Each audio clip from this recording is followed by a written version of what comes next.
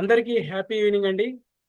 Impact international లో భాగంగా region 3 మరియు కర్నూలు రీజియన్ నుండి వచ్చినటువంటి మిత్రులందరికీ స్వాగతం తెలియజేస్తూ మనము మరొక అద్భుతమైన సెషన్లోకి వెళ్ళబోతున్నాం. ఈరోజు అద్భుతమైన సెషన్లో అద్భుతమైన స్పీకర్ను పరిచయం చేయాల్సిందిగా ఈరోజు నేను దస్తగిరి గారిని ఇన్వైట్ చేస్తున్నాను.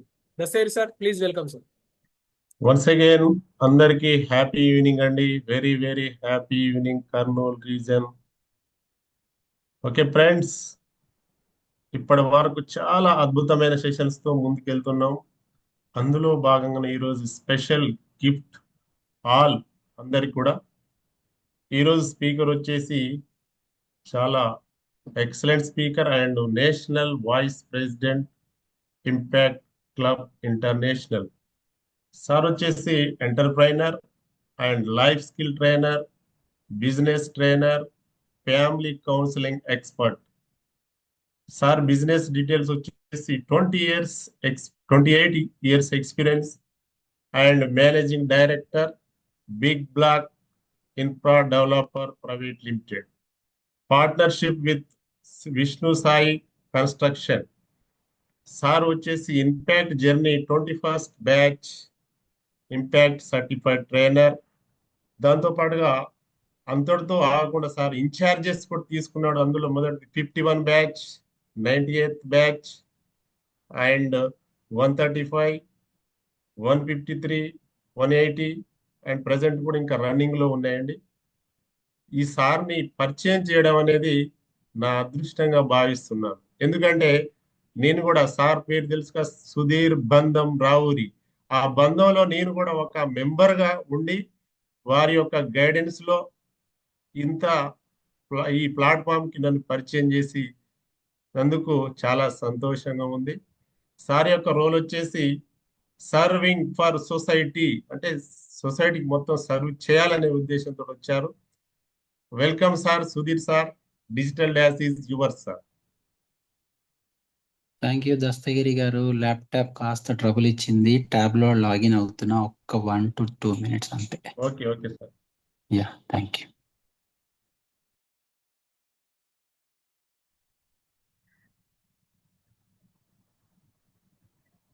ఎస్, ఈ కర్నూలు బ్యాచ్ నుండి వచ్చిన వారిలో ఎవరెవరికి కోహోస్ట్ ఇవ్వాలో ఒకసారి కోహోస్ట్ చేసుకొని ఇక్కడ అన్మ్యూట్ చేసుకొని చెప్పండి సార్. మేడం గారు ఇన్ఛార్జెస్, ఎందుకంటే ఇక్కడ పర్వీన్ మేడం గారికి ఇవ్వండి సార్. ఎస్, నాకు టచ్ లో ఉంది పర్వీన్ మేడం గారి.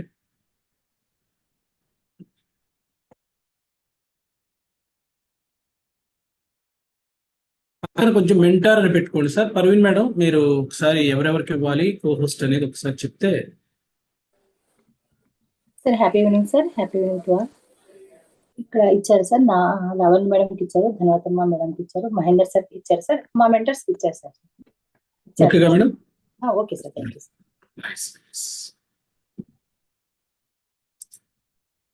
ఎస్ మిత్రులారా, ఒక అత్యంత అద్భుతమైనటువంటి సెషన్ ఈరోజు మనము ఒక ప్రత్యేకమైనటువంటి స్పీకర్ ద్వారా మనం వినబోతూ ఉన్నాం. సో మీకు ఏమైనా సందేహాలు ఉంటే after completion of the session hand raise చేయండి. స్పీకర్ గారి నుంచి మీరు తగినటువంటి సమాచారాన్ని తీసుకుందాం. At the same time unwanted messages కానీ ఇన్ ద మిడిల్ లేకుంటే డిస్టర్బెన్స్ కానీ దయచేసి ఎవరు కూడాను మనం స్పీకర్ కలిగించవద్దు అని వచ్చినటువంటి స్పీకర్ను అతిథి మర్యాద సత్కారాలతో చక్కగా ఈ యొక్క సెషన్ అత్యంత అద్భుతంగా అయినటువంటి పార్టిసిపెంట్స్ తోటి నడిచింది అని పూర్తి సంతృప్తినిచ్చి మనం వారిని మర్యాదపూర్వకంగా సాగనంపవలసి ఉన్నది. సో ఎవరికైనా ఏమైనా సందేహాలు ఉంటే వాటి నివృత్తి కోసము కంప్లీషన్ అయిన తర్వాత మనం హ్యాండ్ రైజ్ చేసి మనం సార్ నుంచి సమాచారం తీసుకుందాం. ఎస్ సార్, ఇక్కడ లావణ్య మేడం గారు హ్యాండ్ రైజ్ చేసి ఉంది. కోహోస్ట్ ఇవ్వండి సార్. ఇంకా వివి రమణ గారు. ఓకేనా మేడం? పర్వీన్ మేడం గారు చూడండి. ఓకే సార్, వీళ్ళిద్దరు మెంటర్స్ సార్. మెంటర్స్ ఇంకా ఎవరైనా ఉంటే 196 బ్యాచ్ మెంటర్స్ ఉంటే హ్యాండ్ రైజ్ చేయండి please.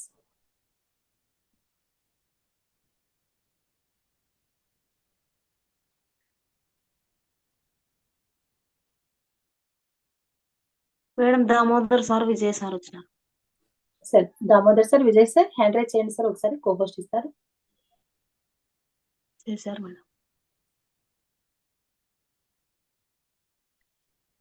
Yeah happy evening sir. నా వాయిస్ క్లియర్ ఉందా? Clear sir. మాధవి మేడం గారికి ఇవ్వండి sir co-host.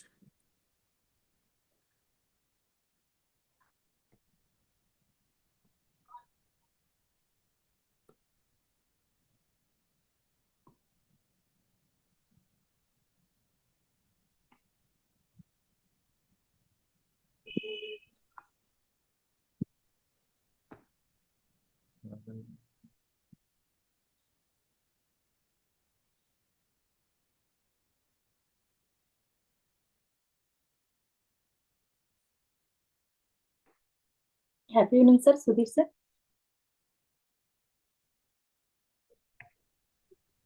Happy evening. Happy evening sir. Sudheer sir, happy evening. Happy evening sir. Welcome sir. Happy evening sir. Madam గారు. Sir చెప్పండి sir.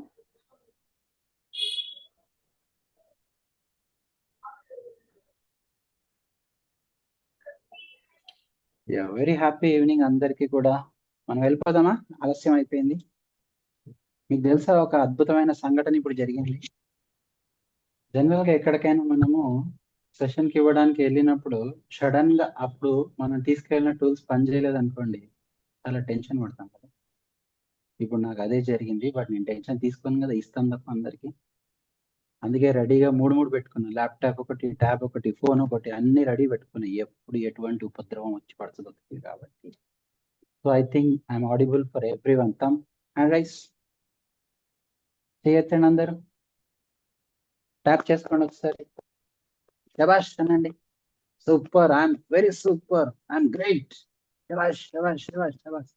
Very good. పక్కోడు ఎవడు కొట్టాడండి, మనం కూడా కొట్టుకోకపోతే ఎట్లా కదా. Very good.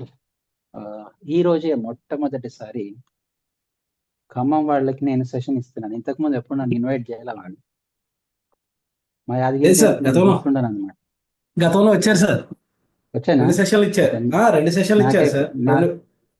గజని ఆవహించినట్టున్నాడు అయితే నన్ను. ఐసీఐగా మారిన తర్వాత ఫస్ట్ టైం సార్. ఐసీఐ తర్వాత ఫస్ట్. ఓకే. మూడు బ్యాచ్లకు వచ్చారు సార్. నేను 3 బ్యాచ్లకు అసలు వచ్చారు.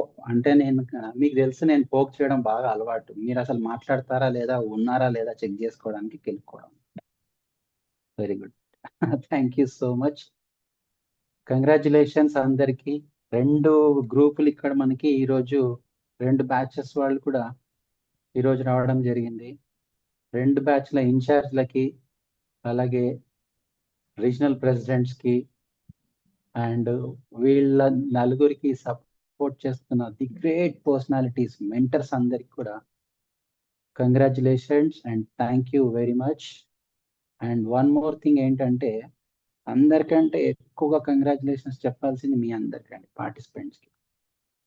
ఎందుకనంటే మీరు మీ లైఫ్లో ఒక అద్భుతమైన మొదటి అడుగు, ముందడుగు వేశారు. అంటే చాలా వేస్తున్నారు, బట్ ఇంపాక్ట్ లో ఒక అడుగు వేస్తే ట్రాన్స్ఫర్మేషన్ అద్భుతంగా జరుగుతుంది అనడానికి మా లైఫే మాకు ముఖ్యంగా ఎగ్జాంపుల్ అని చెప్పుకోవచ్చు. అంత అద్భుతమైన స్టెప్ మీరు వేసినందుకు మీకు నేను కంగ్రాచులేషన్స్ చెప్తున్నాను. అలాగే కొంచెం ఏదో నల్ల కళ్ళజోడులాగా కనిపిస్తుంది కదా, లైటింగ్ ప్రాబ్లం వచ్చింది. ట్యాబ్లెట్ పెట్టాం సార్. ల్యాప్టాప్ ఉంటే బాగుండేది, బట్ ట్యాబ్ పెట్టేసరికి లైటింగ్ లో తేడా వచ్చింది. నల్ల కళ్ళజోడు పెట్టుకునే అలవాటు లేదు. అరే ఒకసారి పెట్టుకొని చూడరా అని చెప్పి నేచర్ కూడా నాకు పెట్టి చూపిస్తుంది అనమాట. సో మీ అందరికీ ముందుగా కంగ్రాచులేషన్స్. అద్భుతమైన స్టెప్ వేసినందుకు. అట్ ద సేమ్ టైం మనందరికీ ఇంత పెద్ద ప్లాట్ఫామ్ ఇచ్చి మనందరికీ పరిచయం చేస్తూ ఒక దిక్సూచిగా నిలుస్తూ ఎంతో మంది జీవితాల్లో వెలుగు నింపిన ద గ్రేట్ లెజెండరీ మన ఫౌండర్ గారైన గణప నాగేశ్వరరావు గారికి ధన్యవాదాలు తెలియజేసుకుంటున్నాను. థ్యాంక్ యూ సో మచ్ అండి అందరికి. అయితే నా ప్రశ్న ఏంటంటే, ఫస్ట్ నా పాయింట్, ఈరోజు మొట్టమొదటిసారి వర్క్ లైఫ్ బ్యాలెన్స్ అనే టాపిక్ ఉంది అని తెలిసింది ఎంతమంది? ఫాస్ట్గా నాకు ఐ అని చాటింగ్లో పెట్టండి. పెట్టరా? ఐ అని పెట్టండి. ఒక్కరు పెట్టారు అంతే, ఇద్దరు, ముగ్గురు, నలుగురు, ఐదుగురు, ఆరుగురు. ఓ ఓ ఓ ఓ క్యూ కట్టేశారు. చాలా మంది ఉన్నారన్నమాట. గుడ్, సంతోషం. ఎందుకనంటే మీకు చెందినవాడిని నేను కూడా కాబట్టి. ఫస్ట్ టైం నేను 21st బ్యాచ్లో, ఇప్పుడే దస్తగిరి గారు నేను ఏ బ్యాచ్లో ట్రైనింగ్ తీసుకున్నాను అనే విషయం కూడా చెప్పాను కాబట్టి, 21st బ్యాచ్లో నేను ట్రైనింగ్ తీసుకున్నప్పుడు మాకు 8:30కి క్లాసెస్ ఉండేవి, ఆన్లైన్ క్లాసెస్. 8 o'clock వరకు కూడా మాకు లింక్ కూడా వచ్చేది కాదు, స్పీకర్ ఎవరు అనేది కూడా తెలిసేది కాదు. ఫుల్ రోజు క్యూరియాసిటీ అన్నమాట. అసలు ఎవరు వస్తున్నారు, ఏం టాపిక్ చెప్పబోతున్నారు అనే ఒక సందిగ్ధావస్థలో ఉండేవాళ్ళం మేము. అటువంటి టైంలో వర్క్ లైఫ్ బ్యాలెన్స్ అని మెసేజ్ వచ్చింది. చూస్తే ఇది కూడా ఒక టాపిక్ ఉందా అనిపించింది. ఓ, వర్క్ లైఫ్ బ్యాలెన్స్ అనే ఒక టాపిక్ కూడా ఉందా అని చెప్పి అనిపించింది. తీరా క్లాస్ స్టార్ట్ అయితే ఎవరు వచ్చారో తెలుసా చెప్పడానికి? వాయిస్ లో అంట. అవునా? అందరికీ లోగానే ఉందా? క్లియర్ ఉంది సార్, క్లియర్ ఉంది. ఫుల్ వాల్యూమ్ పెట్టుకున్నాను. ఒక్కసారి మీ దగ్గర చెక్ చేయండి, మీ దగ్గర కూడా చెక్ చేయండి ఎవరైతే చాట్ చేశారో. ఎవరు వచ్చారో తెలుసా? ఇంటర్మీడియట్ సెకండ్ ఇయర్ చదువుతున్న ఒక అమ్మాయి వచ్చి చెప్పింది. గంపా సార్ అంట. మాకు అంత అదృష్టం లేదులే సార్, గంపా సార్ వచ్చి ఆన్లైన్లో సెషన్ చెప్పి అంత అదృష్టం లేదు, ఆఫ్లైన్లో చెప్పించుకున్నాం మేము సెషన్ ఈ మధ్య కాలంలో, 1 day with గురూజీ అని చెప్పి. అద్భుతమైన ప్రోగ్రామ్ సార్. కృష్ణ గారు, చౌహాన్ గారు, మీ దగ్గర వాయిస్ చెక్ చేసుకోండి సార్, అందరికీ క్లియర్గా ఉందంట. మీ దగ్గర వాయిస్ లో అని చాటింగ్ పెట్టారు, ఒకసారి మీరు మీ డివైస్లో చెక్ చేయండి. ఇంటర్మీడియట్ సెకండ్ ఇయర్ చదువుతున్న అమ్మాయి వచ్చి చెప్పిందండి. నేను అసలు షాక్ అయ్యా తెలుసా. ఇంటర్మీడియట్ అమ్మాయికి అసలు వర్క్ గురించి ఏం తెలుస్తుంది, లైఫ్ గురించి ఏం తెలుస్తుంది, బ్యాలెన్స్ చేయడం అనేది ఎలా చెప్పగలుగుతుంది అని షాక్ అయ్యాను. బట్ వన్స్ కంప్లీట్ అయిన తర్వాత really I was totally impressed అండి. అసలు ఇది ప్రతి మనిషికి, సంఘంలో బతుకుతున్న ప్రతి మనిషికి అవసరం. ఇది గనక తెలుసుకుంటే జీవితం ఎంత హ్యాపీగా లీడ్ చేయొచ్చు అంటే, ఎటువంటి పొరపక్షాలు లేకుండా, కాన్ఫ్లిక్ట్స్ లేకుండా అద్భుతంగా లైఫ్ని లీడ్ చేయొచ్చు. అంత అద్భుతమైన టాపిక్ ఇది. అయితే ప్రపంచవ్యాప్తంగా ఒక సర్వే జరిగింది. వర్క్ లైఫ్ బ్యాలెన్స్ చేయలేక ఇబ్బంది పడుతున్న వాళ్ళు ఎంతమంది అని ఒక సర్వే తీస్తే 60% మంది ఇబ్బంది పడుతున్నారు. 60% of the people suffering with work life balance. అంటే మీరు ఆలోచించవచ్చు, అంటే ఎటువంటి పరిస్థితులలో మనం ప్రయాణం చేస్తున్నాం అని చెప్పి. ఇంకొక డేంజరస్ విషయం చెప్పాలా? అన్ని దేశాల్లోకి వర్క్ లైఫ్ బ్యాలెన్స్ లో ఇబ్బంది పడుతున్న దేశాల కేటగిరీలో తీసుకుంటే సెకండ్ కంట్రీ మన ఇండియా అంట. First country Poland, second country మన. అంత ఇబ్బంది పరిస్థితులలో మనం ప్రయాణం అవుతుంది.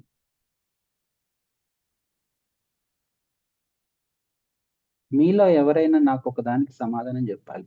Art of story telling complete అయిందా మీకు టాపిక్? అవ్వలేదా? తలకాయ అడ్డంగా ఊపారు కళ్యాణి గారు, అవ్వలేదు అని చెప్పి. థ్యాంక్ యూ, పర్లేదు. స్టోరీలు చెప్పడానికి రాదు అనేవాళ్ళు ఎవరైనా ఉన్నారు? నాకు అసలు స్టోరీలు చెప్పడానికి రాదు, హ్యాండ్ రైస్ చేయండి. ఐదర్ వర్టికల్గా కానీ, వర్చువల్గా కానీ, ఫిజికల్గా కానీ, వర్చువల్గా కానీ. ఎవరు లేపట్లేదే. అంటే ఒకరే లేపారు, రాధాకృష్ణ గారు లేపారు, యశస్విని అనంతపురం. అవునా? ఇద్దరికి స్టోరీలు చెప్పడానికి రావు అని అంటే వీళ్ళు గాంధీ మహాత్ముడి వారసులు అని అనుకోవచ్చు కదా. ఎప్పుడు నేను మీ జీవితంలో నేను అబద్ధాలే చెప్పలేదు. పిల్లల దగ్గర నుంచి ముసలాళ్ళ వరకు కూడా వాళ్ళ అవసరార్థం చెప్పేది స్టోరీయే, సిచ్యువేషన్ డిమాండ్ చేస్తే. అవునా కదా? ఏమంటారు చేతులు ఎత్తిన వాళ్ళు? అంతేనా సార్? రాధాకృష్ణ గారు ఇంటికి లేట్ వచ్చాము, భార్య అడిగింది ఎందుకు లేట్ వచ్చావు, కానీ బయట మనం చెప్పే పని కాకుండా ఇంట్లో చెప్పలేని పని చేసి వచ్చాము, చెప్తామా ఇంట్లో? చెప్పం కదా. సో అటువంటి సిచ్యువేషన్ లో ఏదో ఒకటి కొత్తగా మనము అక్కడ క్రియేట్ చేసి చెప్తూ ఉంటాం. సో అలాంటి ఒక చిన్న నేను ఇంకొక స్టోరీ అని కాదు, రియల్ లైఫ్ లో కూడా జరిగిన ఇన్సిడెంట్సే, బట్ ఒక స్టోరీ ముఖంగా మనం మాట్లాడుకుందాం. ఒక బిడ్డ 4 సంవత్సరాలు ఉంటే, 4 సంవత్సరాలు కాదు 8 సంవత్సరాలు, 4వ తరగతి చదువుతుంది. 4వ తరగతి చదువుతున్న పాప స్కూల్ నుంచి రిటర్న్ వచ్చి పరిగెత్తుకుంటూ వచ్చి వాళ్ళ అమ్మని హగ్ చేసుకుంది గట్టిగా, హ్యాపీ మూడ్తోని. వాళ్ళ అమ్మ చాలా హ్యాపీగా ఫీల్ అయిపోయింది. ఏంటబ్బా ఇంత సంతోషంగా ఉన్నావు, ఏంటి బేటా, what is the reason of your happiness అని అంటే, ఒక పర్సులో నుంచి ఒక చిన్న మెడల్ తీసి చూపిస్తుంది. నేను అద్భుతంగా గెలిచాను అని చెప్పి. ఏం చేయడంలో అంటే స్టోరీ టెల్లింగ్. స్కూల్లో స్టోరీ టెల్లింగ్ పోటీ పెడితే తను అద్భుతంగా స్టోరీ చెప్పి ఆ గెలిచిన మెడల్ చూపిస్తూ తన తల్లితోని తన హ్యాపీనెస్ ని షేర్ చేసుకుంది. ఆ తల్లి చాలా హ్యాపీగా ఫీల్ అయిపోయి శబాష్ శబాష్ బేటా అని చెప్పేసి, నువ్వు వెళ్ళి ఫ్రెష్ అయినప్పుడు నీకు ఇష్టమైన నేను స్వీట్ చేసి పెడతాను అని చెప్పి చేసి పెడుతుంది. ఆ పాప వచ్చేసి తింటుంది. తర్వాత ఆ పాప ఎదురు చూస్తూ ఉంటుంది. రోజు 8 తినేసి పడుకునే అలవాటు ఉన్న పాప ఆ రోజు 8:30 అయినా పడుకోలేదు. ఎందుకనంటే వాళ్ళ నాన్నగారు ఇంకా రాలేదు ఆఫీస్ నుంచి. 8:30 అవుతుంది, 8:45 అవుతుంది, 9 అవుతుంది. అప్పుడు వాళ్ళ నాన్నగారు ఎంట్రీ ఇచ్చి చాలా సీరియస్ గా ఫోన్లో ఏవో చెక్ చేసుకుంటూ బ్యాగ్ని ఇట్లా సోఫాలో పడేసి, ఫ్రెష్ అయిపోయి వస్తాను, నాకు భోజనం పెట్టు అని తన భార్యతో చెప్పింది. అది చెప్పే విధానం ఎట్లా చెప్పాడో తెలుసా? ఈ రోజుల్లో అలా చెప్తున్నారో లేదో నాకు తెలియదు, కానీ పాత రోజుల్లో చాలా చెప్పేవాళ్ళు అట్లా. ఏమై భోజనం భోజనం పెట్టు అని చెప్పి. మీలో ఎవరైనా అంటున్నారా ఇప్పుడు ఇట్లా? అనకండి దయచేసి. ఎందుకనంటే అది మర్యాదస్తులు ప్రవర్తించే పద్ధతి కాదు. కాబట్టి ఏమే అని మనం అన్నాం అనుకోండి, ఏ రా అంటే ఎలా ఉంటుంది వాళ్ళు కదా. అందుకని ఆ పరిస్థితి మనకొద్దు. మనం హాయిగా మంచి మంచి పేర్లు పెట్టుకోండి, బంగారం అని వెళ్ళండి, ఏదైనా పెట్టుకోండి ఇంట్లో.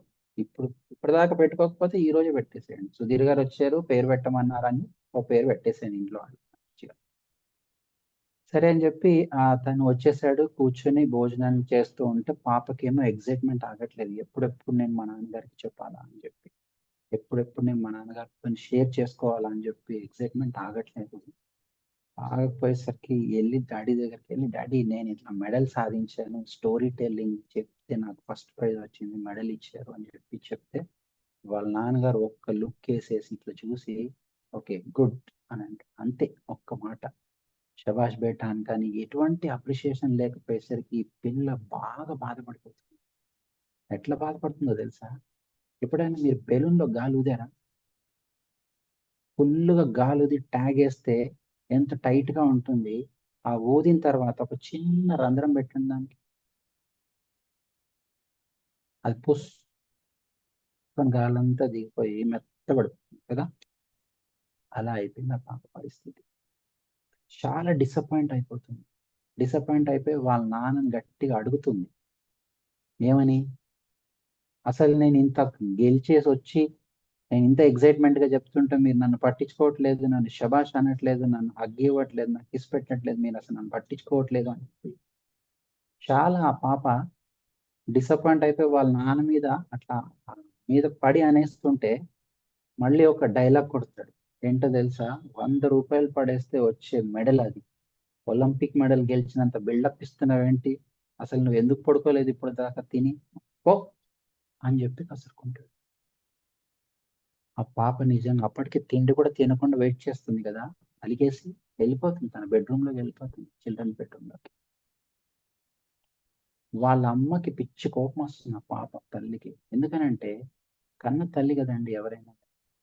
ఆ కన్న తల్లికి బిడ్డ ఆకలితో ఉంటే బాధపడుతుందా బాధపడదా? ఖచ్చితంగా బాధపడుతుంది కదా. మీరు తలకాయన ఊపండి, తంబైనా ఇవ్వండి, అలా ఉన్నారు, వింటున్నారు, కనీసం అరే ఒకడు మాట్లాడుతున్నాడు, రెస్పాండ్ అవుతున్నాము అని నాకు తెలిస్తే వెరీ గుడ్. ఇంకా వాయిస్ పెంచండి పెంచండి అంటున్నారు కొంతమంది, నిజమేనా? క్లియర్ గా లేదా?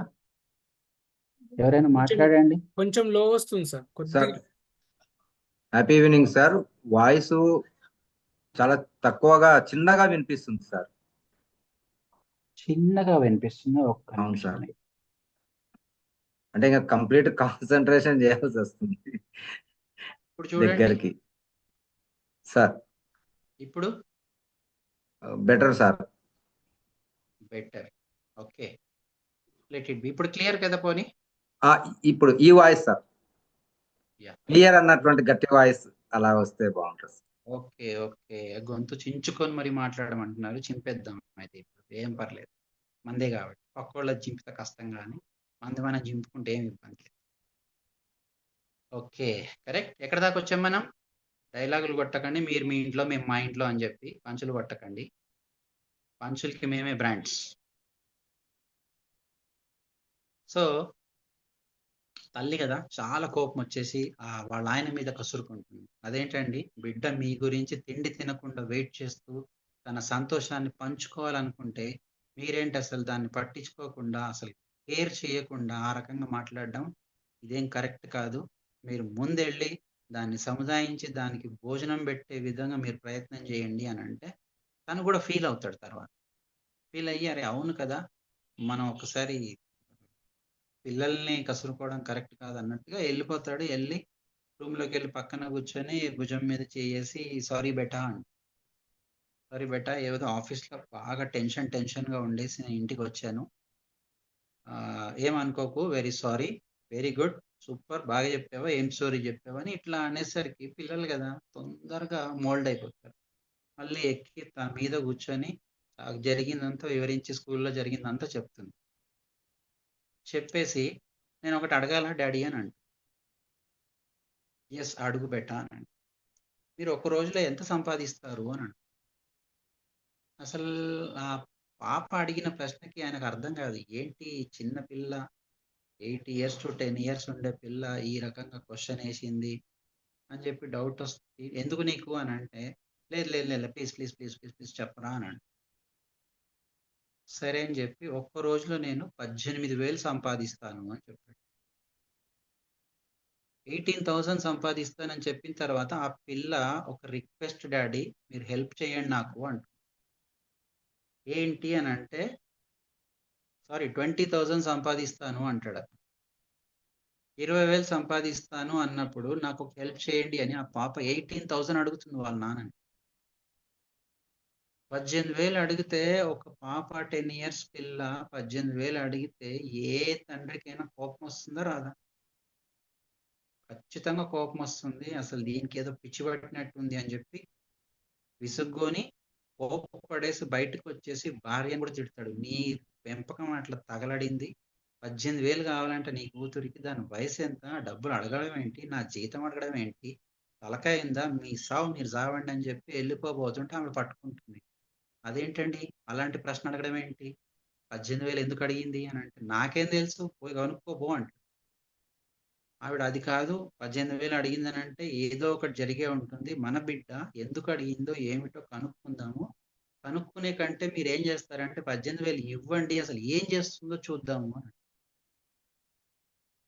దీనికి కూడా ఫీజులు ఎగిరిపోయినట్టునే, పిచ్చి పెట్టినట్టుందని చెప్పి తిడితే, లేదు లేదు ససేమీరా మీరు ఇవ్వాల్సిందే, ఇస్తే కదా మనం చెక్ చేయడానికి అవకాశం ఉంటుంది, లేకపోతే మనకి ఎట్లా తెలుస్తుంది ఎందుకు అడిగిందో లేకపోతే దేనికనే విషయం మనకు తెలియదు, కాబట్టి మీరు ఖచ్చితంగా ఇవ్వండి అని అంటే బలవంతంగా ఆ 18,000 తీసి ఇస్తాడు.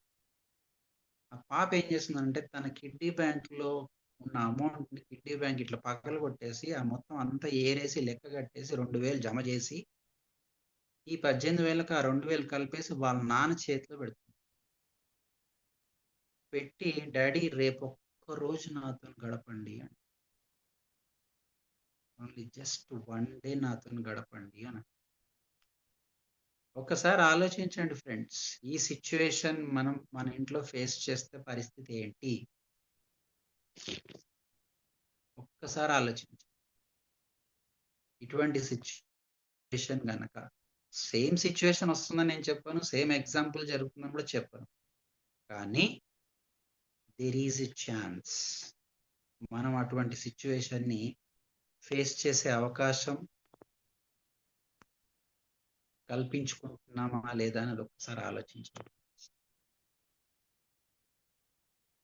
ఎందుకంటే మనం వర్క్ లైఫ్ బ్యాలెన్స్ని చేయలేకపోతే, వర్క్ని లైఫ్ని బ్యాలెన్స్ చేయలేకపోతే ఇదే సిచ్యువేషన్ మనకి రైజ్ అవుతుంది.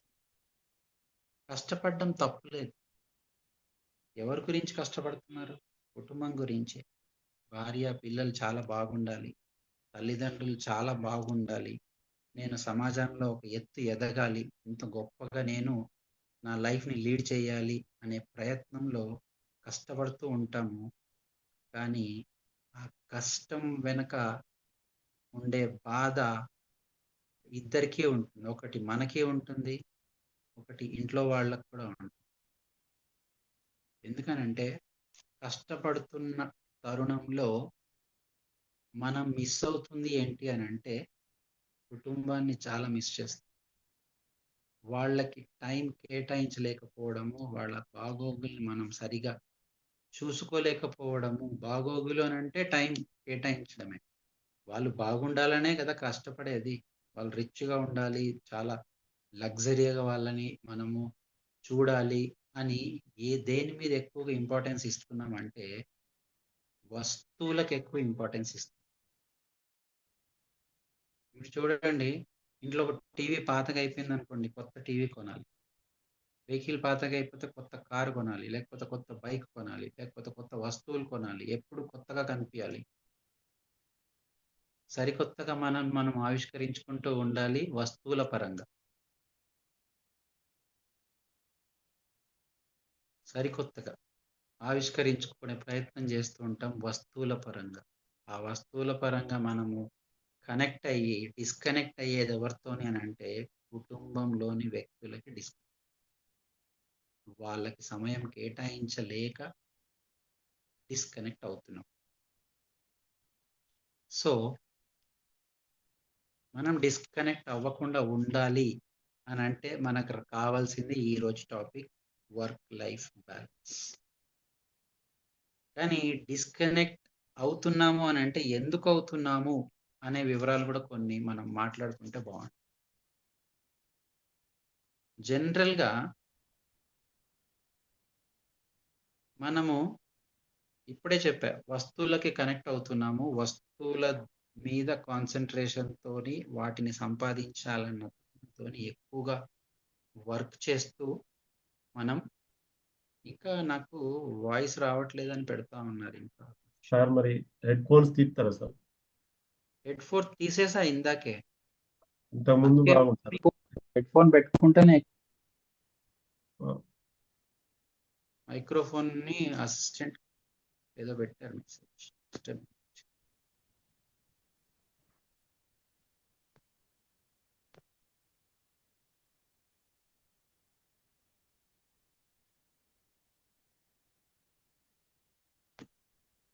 బ్లూటూత్ కనెక్ట్ చేస్తాను, మళ్ళీ ఒకసారి చెప్పండి. Okay sir. ఎందుకంటే that is the best.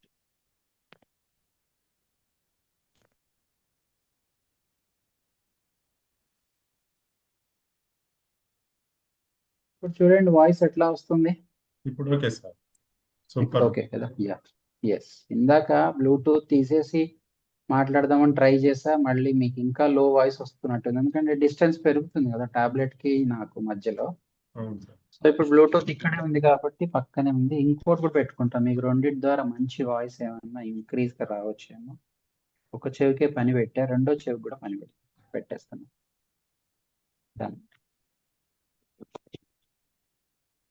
So వస్తువులకు ఎక్కువగా కనెక్ట్ అవుతున్నాం. ఇంకొకటి ఏంటంటే ఎదుటి వాళ్ళని కంపేర్ చేసుకోవడంలో మనం ఎక్కువగా ఆలోచిస్తూ ఉంటాం. మరీ వెరీ లో వాయిస్ అని పెట్టారు మళ్ళీ రాజేష్ గారు ఇప్పుడు కూడా. వెరీ గుడ్ అని పెట్టారు సార్. గుడ్ అని పెట్టారు సార్. గుడ్ అనా? Okay, good. Thank you Rajesh గారు. అలాగే మనము వస్తువులతో పాటు కంపారిజన్కి వెళ్ళిపోతాం. కంపారిజన్లో ఏంటంటే మన కలీగ్స్తో కంపేర్ అవుతాము, చుట్టాల వాళ్ళతో కంపారిజన్లోకి వెళ్తాము, లేకపోతే మన పక్కింటి వాళ్ళతో కంపారిజన్లోకి వెళ్తుంటాము, లేకపోతే మనతో ట్రావెల్ అయ్యి చిన్నప్పుడు స్నేహితులు కానీ వాళ్ళతో వీళ్ళతో ఉంటే మనం కంపారిజన్లోకి వెళ్ళిపోయి వాళ్ళలాగా ఉండాలి, వాళ్ళకంటే ఎదగాలి అనే దాంట్లో ఆ ఫోకస్డ్గా వర్క్ చేయడం మొదలుపెట్టి మన జీవితాన్ని మనము ఇబ్బందులు పాలు చేసుకుంటూ ఉన్నాం. ఇబ్బందులు పాలనంటే టైంని ఎట్లా అంటే ఒక రకంగా చెప్పాలంటే ఏదైతే హ్యాపీయెస్ట్ లైఫ్ లీడ్ చేయాల్సిన టైంని ఆ హ్యాపీనెస్ కాకుండా వర్క్ లైఫ్లో లీడ్ చేయడం జరుగుతూ ఉంటుంది. This is the most dangerous thing. ఎందుకనంటే మనిషి హ్యాపీగా లేకపోతే మీకు ఎక్కడ రిజల్ట్ రాదండి. నేను ఒక ప్రశ్న అడుగుతాను, ప్లెజెంట్గా వర్క్ చేస్తే రిజల్ట్ వస్తుందా, పెయిన్ఫుల్గా వర్క్ చేస్తే రిజల్ట్ వస్తుంది?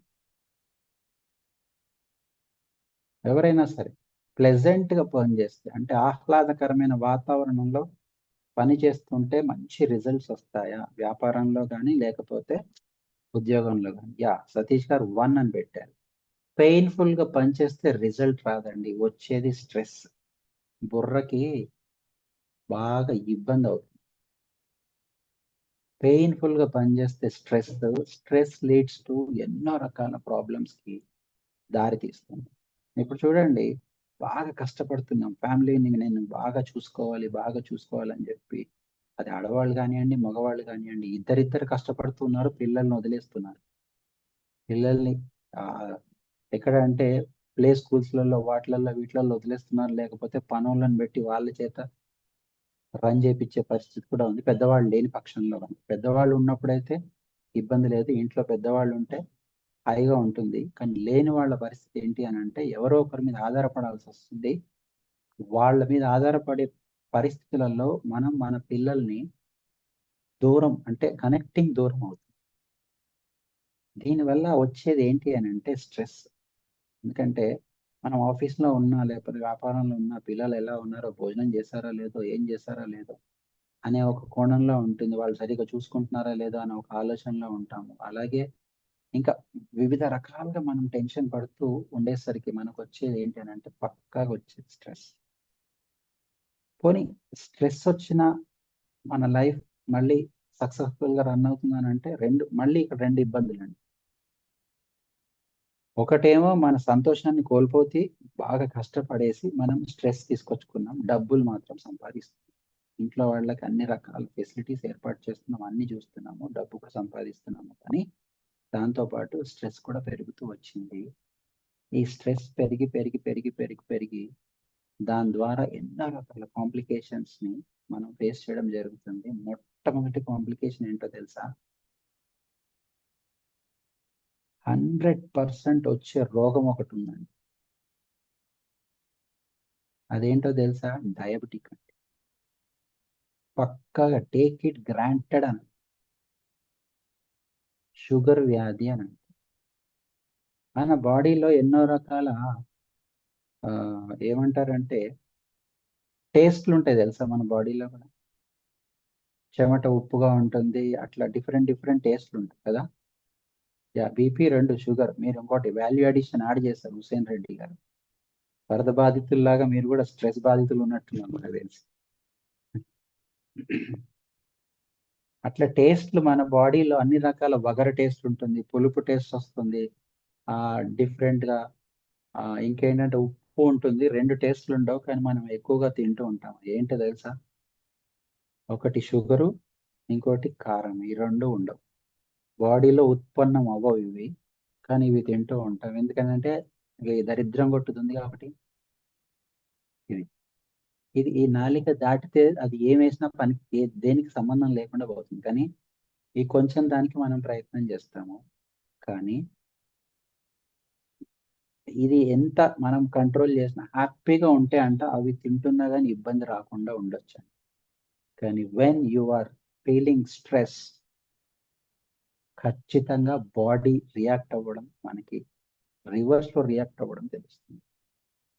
ఒత్తిడి, స్ట్రెస్ అంటేనే ఒత్తిడి. ఒక ఆర్గాను నార్మల్ గా ఫంక్షనింగ్ జరగాలి, కానీ ప్రెషరబుల్ గా పనిచేస్తుంది అని అంటే, మీకు సింపుల్ ఎగ్జాంపుల్, ఒక బైక్ తీసుకున్నారు, సంవత్సరం పాటు నడిపించారు, బట్ సర్వీసింగ్ చేయలేదు, హార్డ్ గా నడుస్తూ పోతుంది. తర్వాత ఒక స్క్రూ ఊడిపోయింది, అయినాగే నడిపించేశారు. తర్వాత ఏమవుతుంది? మొరాయిస్తుంది, సతాయిస్తుంది, దాని తర్వాత అడ్డం పడుతుంది. బాడీ కూడా సేమ్ ఒక బైక్ లాంటిది, ఒక వెహికల్ లాంటిదే బాడీ కూడా. వీటన్నిటికీ కారణం ఏంటనంటే ఆలోచన, మనం ఆలోచించే విధానం ఒకటి, ఆలోచించడానికి వచ్చే కారణాలు ఒకటి. మనం ఏ కారణం చేత ఇటువంటి స్ట్రెస్ ని ఫీల్ అవుతున్నాము అని అంటే, మెషిన్ లాగా పని చేస్తున్నాం కాబట్టి. సంతోషంగా బతకడానికి ప్రయత్నం చేస్తే సంతోషంగా బతకొచ్చు, కానీ బతకడం వేరు, జీవించడం వేరు అని చెప్తాం మనం. బతకడం అంటే కంపల్సరీ అంటారు, వచ్చిపోవడం కాదు, ఇచ్చిపోవడం అంటారు. ఎవడైతే ఇచ్చిపోవట్లేదో వాడు బతికేస్తున్నాడు, వచ్చి ఇచ్చిపోతున్నారో వాళ్ళు జీవితాన్ని ఏమంటారు, ఆనందంగా జీవితాన్ని గడుపు. సో స్ట్రెస్ వల్ల ఇంకొక ముఖ్యమైన ఏంటంటే, చేస్తున్న పని ఏదైతే, మనం ఏ పని మూలంగా డబ్బు సంపాదిస్తున్నామో, ఏ పని మూలంగా మనం కుటుంబానికి దూరం అయ్యి, దూరం పెట్టి, లేకపోతే వాళ్ళకి సమయం కేటాయించలేకపోతున్నామో, ఆ పని వల్ల వచ్చే స్ట్రెస్, దాంతో మళ్ళీ ఆ పని కూడా సరిగ్గా పని చేయలేకపోవడం జరుగుతుంది. ఆహ్లాదంగా ఉంటే, నేను ఇందాకే అడిగాను, ప్లెజెంట్ గా ఉంటే మన అవుట్పుట్ బాగా వస్తుందా, పెయిన్ఫుల్ గా ఉంటే అవుట్పుట్ బాగా వస్తుందా? మీరందరూ ఆన్సర్ ఇచ్చారు, ప్లెజెంట్ గా ఉంటే బాగుంటుంది అని. అంటే స్ట్రెస్ తో ప్లెజెంట్ గా పని చేయగలుగుతామా? హైలీ ఇంపాసిబుల్ కదా. సో ప్రొడక్టివిటీ కూడా తగ్గిపోతుంది. అంటే మనం చేసే పనిలో క్వాలిటీ తగ్గుతుంది, కాన్సన్ట్రేషన్ తగ్గుతుంది, అవుట్పుట్ తగ్గుతుంది, వ్యాపారస్తులు అయితే ప్రొడక్టివిటీ కూడా తగ్గుతుంది, వాళ్ళ వ్యాపారంలో రిజల్ట్ కూడా తగ్గుతుంది. ముఖ్యంగా ఉద్యోగస్తుల విషయానికి వస్తే, ఇప్పుడు నేను వ్యాపారస్తులు, ఉద్యోగస్తులు అని చెప్పాను కాబట్టి, ఉద్యోగస్తుల విషయానికి వస్తే, ఆఫీస్లో కొంతమంది పని దొంగతనం చేస్తూ ఉంటారు, కొంతమంది పనిని అతిగా చేస్తూ ఉంటారు. పని దొంగతనం చేస్తున్నారు అని అంటే కంపెనీని మోసం చేస్తున్నారు, జీతం తీసుకుంటూ వాళ్ళని మోసం చేస్తున్నట్లే. అతిగా పని చేస్తున్నారు అని అంటే కుటుంబాన్ని ఇబ్బంది పెడుతున్నట్టుగా లేదు. అతిగా పనిచేసే వాళ్ళ గురించి మాట్లాడడం, ఎందుకంటే మోసం చేసే వాళ్ళ గురించి మనకు అనవసరం. మనం అతిగా పనిచేసే వాళ్ళమే, ఎందుకనంటే కష్టపడే జీవులం కాబట్టి. ఈ అతిగా పనిచేస్తున్న వాళ్ళ విషయానికి వస్తే, వీళ్ళు ఎదుటి వాళ్ళని ఇంప్రెస్ చేయడానికి ప్రయత్నం చేస్తూ ఉంటారు. ఆ ఎదుటి వాళ్ళు ఎవరు అని అంటే వీళ్ళ హైరార్కీస్, పైన ఉన్న ఆఫీషియల్స్, లేకపోతే బాస్ కానియచ్చు, ఇంకొకరు కానీ. అటువంటి వాళ్ళని ఇంప్రెస్ చేయడానికి వాళ్ళ మామూలుగా పని కంటే కూడా ఎక్కువ పనిని వీళ్ళు చేసే ప్రయత్నం చేసి, బాస్ శబాస్ అనిపించుకుందాం అన్నట్టుగా ఆలోచిస్తారు. లేకపోతే పోటీ కంపెనీ పెట్టింది అనుకోండి, పోటీల్లో నేను గెలవాలి అనే ఉద్దేశంతో కూడా వర్క్ చేస్తూ ఉంటారు. ముఖ్యంగా ఇంకొకటి ఏంటంటే, ఆఫీస్ వర్క్ కంప్లీట్ చేసుకుని ఎక్సెస్ టైం మిగుల్చుకునే కెపాసిటీ ఉన్నా సరే, పని మాత్రం స్లోగా చేసేవాళ్ళు కొంతమంది ఉంటారు, టైం లోపల ఎక్కువగా పనిచేసే వాళ్ళు కొంతమంది ఉంటారు. కానీ ఇక్కడ ఇబ్బంది పడేది ఎవరు అని అంటే, రెండు విషయాల్లో, ఒక విషయంలో, సెకండ్ విషయంలోకి వచ్చేస్తే ఫ్యామిలీ మెంబర్స్ బాగా ఇబ్బంది పడుతూ ఉంటారు. ఎందుకనంటే ఎవ్రీ కుటుంబం, మనం బయటికి వెళ్తున్నాము, ఇంట్లో నుంచి బయటకు అడుగు పెట్టాము అని అంటే, తిరిగి వచ్చే వరకు వాళ్ళు మన గురించి ఎదురు చూస్తూ ఉంటారు, క్షేమంగా రావాలి అని చెప్పి ఆలోచిస్తూ ఉంటారు. ఎదురు చూస్తారా లేదా? ఆడవాళ్ళు మీరే చెప్పాలి. ఎందుకు వచ్చాడు అనుకుంటారా? లేదు కదా. ఓకే, ఎదురు చూస్తారు, సిగ్నల్ ఇచ్చారు నాకు. అంటే ఎక్స్పెక్టేషన్స్ తో ఉంటారు ఇంట్లో వాళ్ళు. తొందరగా వస్తే బాగుంటుంది, కాస్త టైం స్పెండ్ చేసుకోవచ్చు, లేకపోతే బయటకి ఎక్కడికైనా తీసుకెళ్తే బాగుండు, సినిమాకి వెళ్ళొచ్చు. ఇప్పుడు నిన్ననే ఒక సినిమా రిలీజ్ అయింది, తగ్గేదేలే కాదు, డబ్బులు తగ్గేదేలే, ఎప్పుడు తీసుకెళ్తారో ఏమో అనే ఒక ఎక్స్పెక్టేషన్స్ లో ఇంట్లో భార్య పిల్లలు ఉంటారు. ఇప్పుడు ఆఫీస్ లో ఓవర్ వర్క్ తీసుకొని నార్మల్ వర్క్ కంటే కూడా ఎక్సెస్ వర్క్ తీసుకున్నప్పుడు ఏమవుతుందంటే వీళ్ళ ఎక్స్పెక్టేషన్స్ ని మనం ఫెయిల్ చేసిన వాళ్ళు. ఒక ఎగ్జాంపుల్ మీకు జరిగిందా లేదా నాకు చెప్పండి. సినిమా టికెట్లు తీసుకున్నారు, లేకపోతే ఎక్కడికైనా తీసుకెళ్తాను అని చెప్పి చెప్పారు ఇంట్లో. పొద్దున బయటకు వస్తున్నప్పుడు సాయంత్రం రాగానే మనం వెళ్దాము అని చెప్పారు. కానీ మీకు సడన్ గా అత్యవసర పరిస్థితి ఏర్పడింది, పని ఇంకా పెరిగి మీరు ఆ రోజు వెళ్ళలేకపోయారు. ఇలాంటి సిచ్యువేషన్ జరిగిందా? జనరల్ గా జరుగుతూ ఉంటుంది. కొంతమందికి జరగకపోవచ్చు, అందరికీ జరగాలని లేదు, కానీ కొద్ది మందికి అయితే ఫేస్ చేసే ఉంటారు వాళ్ళ వాళ్ళ పరిస్థితులను బట్టి.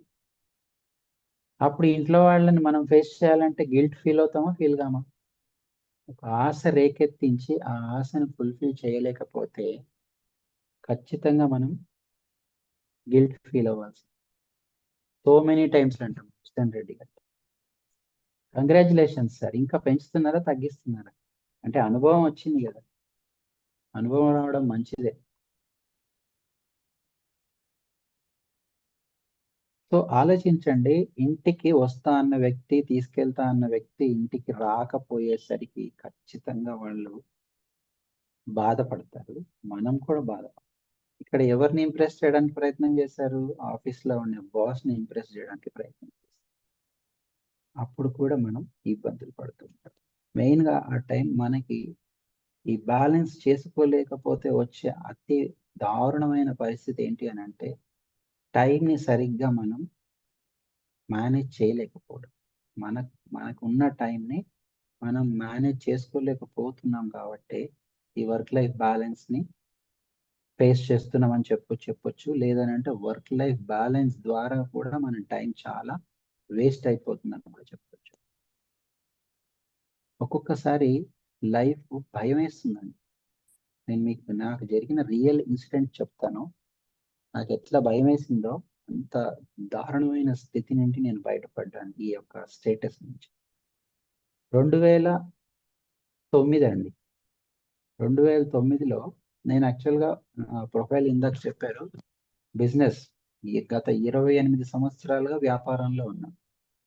ఆ వ్యాపారంలో 2009 ఆ టైంలో ఉన్న business cargo business, courier and cargo business run చేస్తుండేవాడిని. సికింద్రాబాద్ పార్క్ లైన్ లో నా ఆఫీస్ ఉంది, హైదరాబాద్ లోని సికింద్రాబాద్ పార్క్ లైన్ లో. సో మా బిజినెస్ చాలా సర్వీస్ బిజినెస్ కాబట్టి 24 గంటలు సర్వీస్ లో అవైలబిలిటీ ఉండాలి. మీరు చూడండి, టెలివిజన్ ఇప్పుడు 24 గంటలు రన్ అవుతుంది, అవునా? మనం చూసినా చూడకపోయినా అది మాత్రం నడుస్తూనే ఉంటుంది. టెలిఫోన్ ఇండస్ట్రీ 24 గంటలు వర్క్ చేస్తూ ఉంటారు. సర్వీస్ ఫీల్డ్, హాస్పిటల్స్ ఏదైనా తీసుకోండి, 24 hours వర్క్ చేస్తూ ఉంటారు. మాది కూడా సర్వీసే కాబట్టి నా పరిస్థితి కూడా అదే ఉంది. 2009 ఆగస్టు 31 మా అమ్మగారు చనిపోయారు. చనిపోయినప్పుడు నేను మా అమ్మగారిని బాక్స్ లో పెట్టేసి చుట్టాలందరికీ ఫోన్లు చేస్తూ మాట్లాడుతూ ఉన్నాను.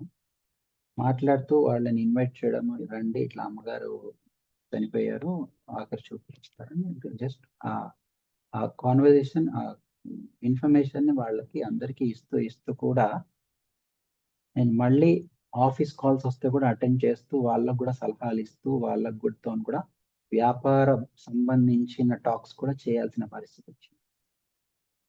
ఇది సర్వీస్ లో ఉన్న చాలా మంది ఫేస్ చేసే ఉంటారు, నేను ఒక్కడే. ఎందుకంటే ఆ ఫీల్డ్ అట్లాంటి. పక్కన అమ్మగారిది బాడీ పెట్టుంది ఐస్ బాక్స్ లో. నాకు కాల్ ఆఫీస్ నుంచి వచ్చింది, సార్ ఈ రోజు మెటీరియల్ ఇంకా రాలేదు, అందరు కాల్స్ చేస్తున్నారు ఆఫీస్ కి, ఏం చేయాలో అర్థం కావట్లేదు, అది ఎక్కడ స్టక్ అయిందో మనకు తెలియట్లేదు అని చెప్పి.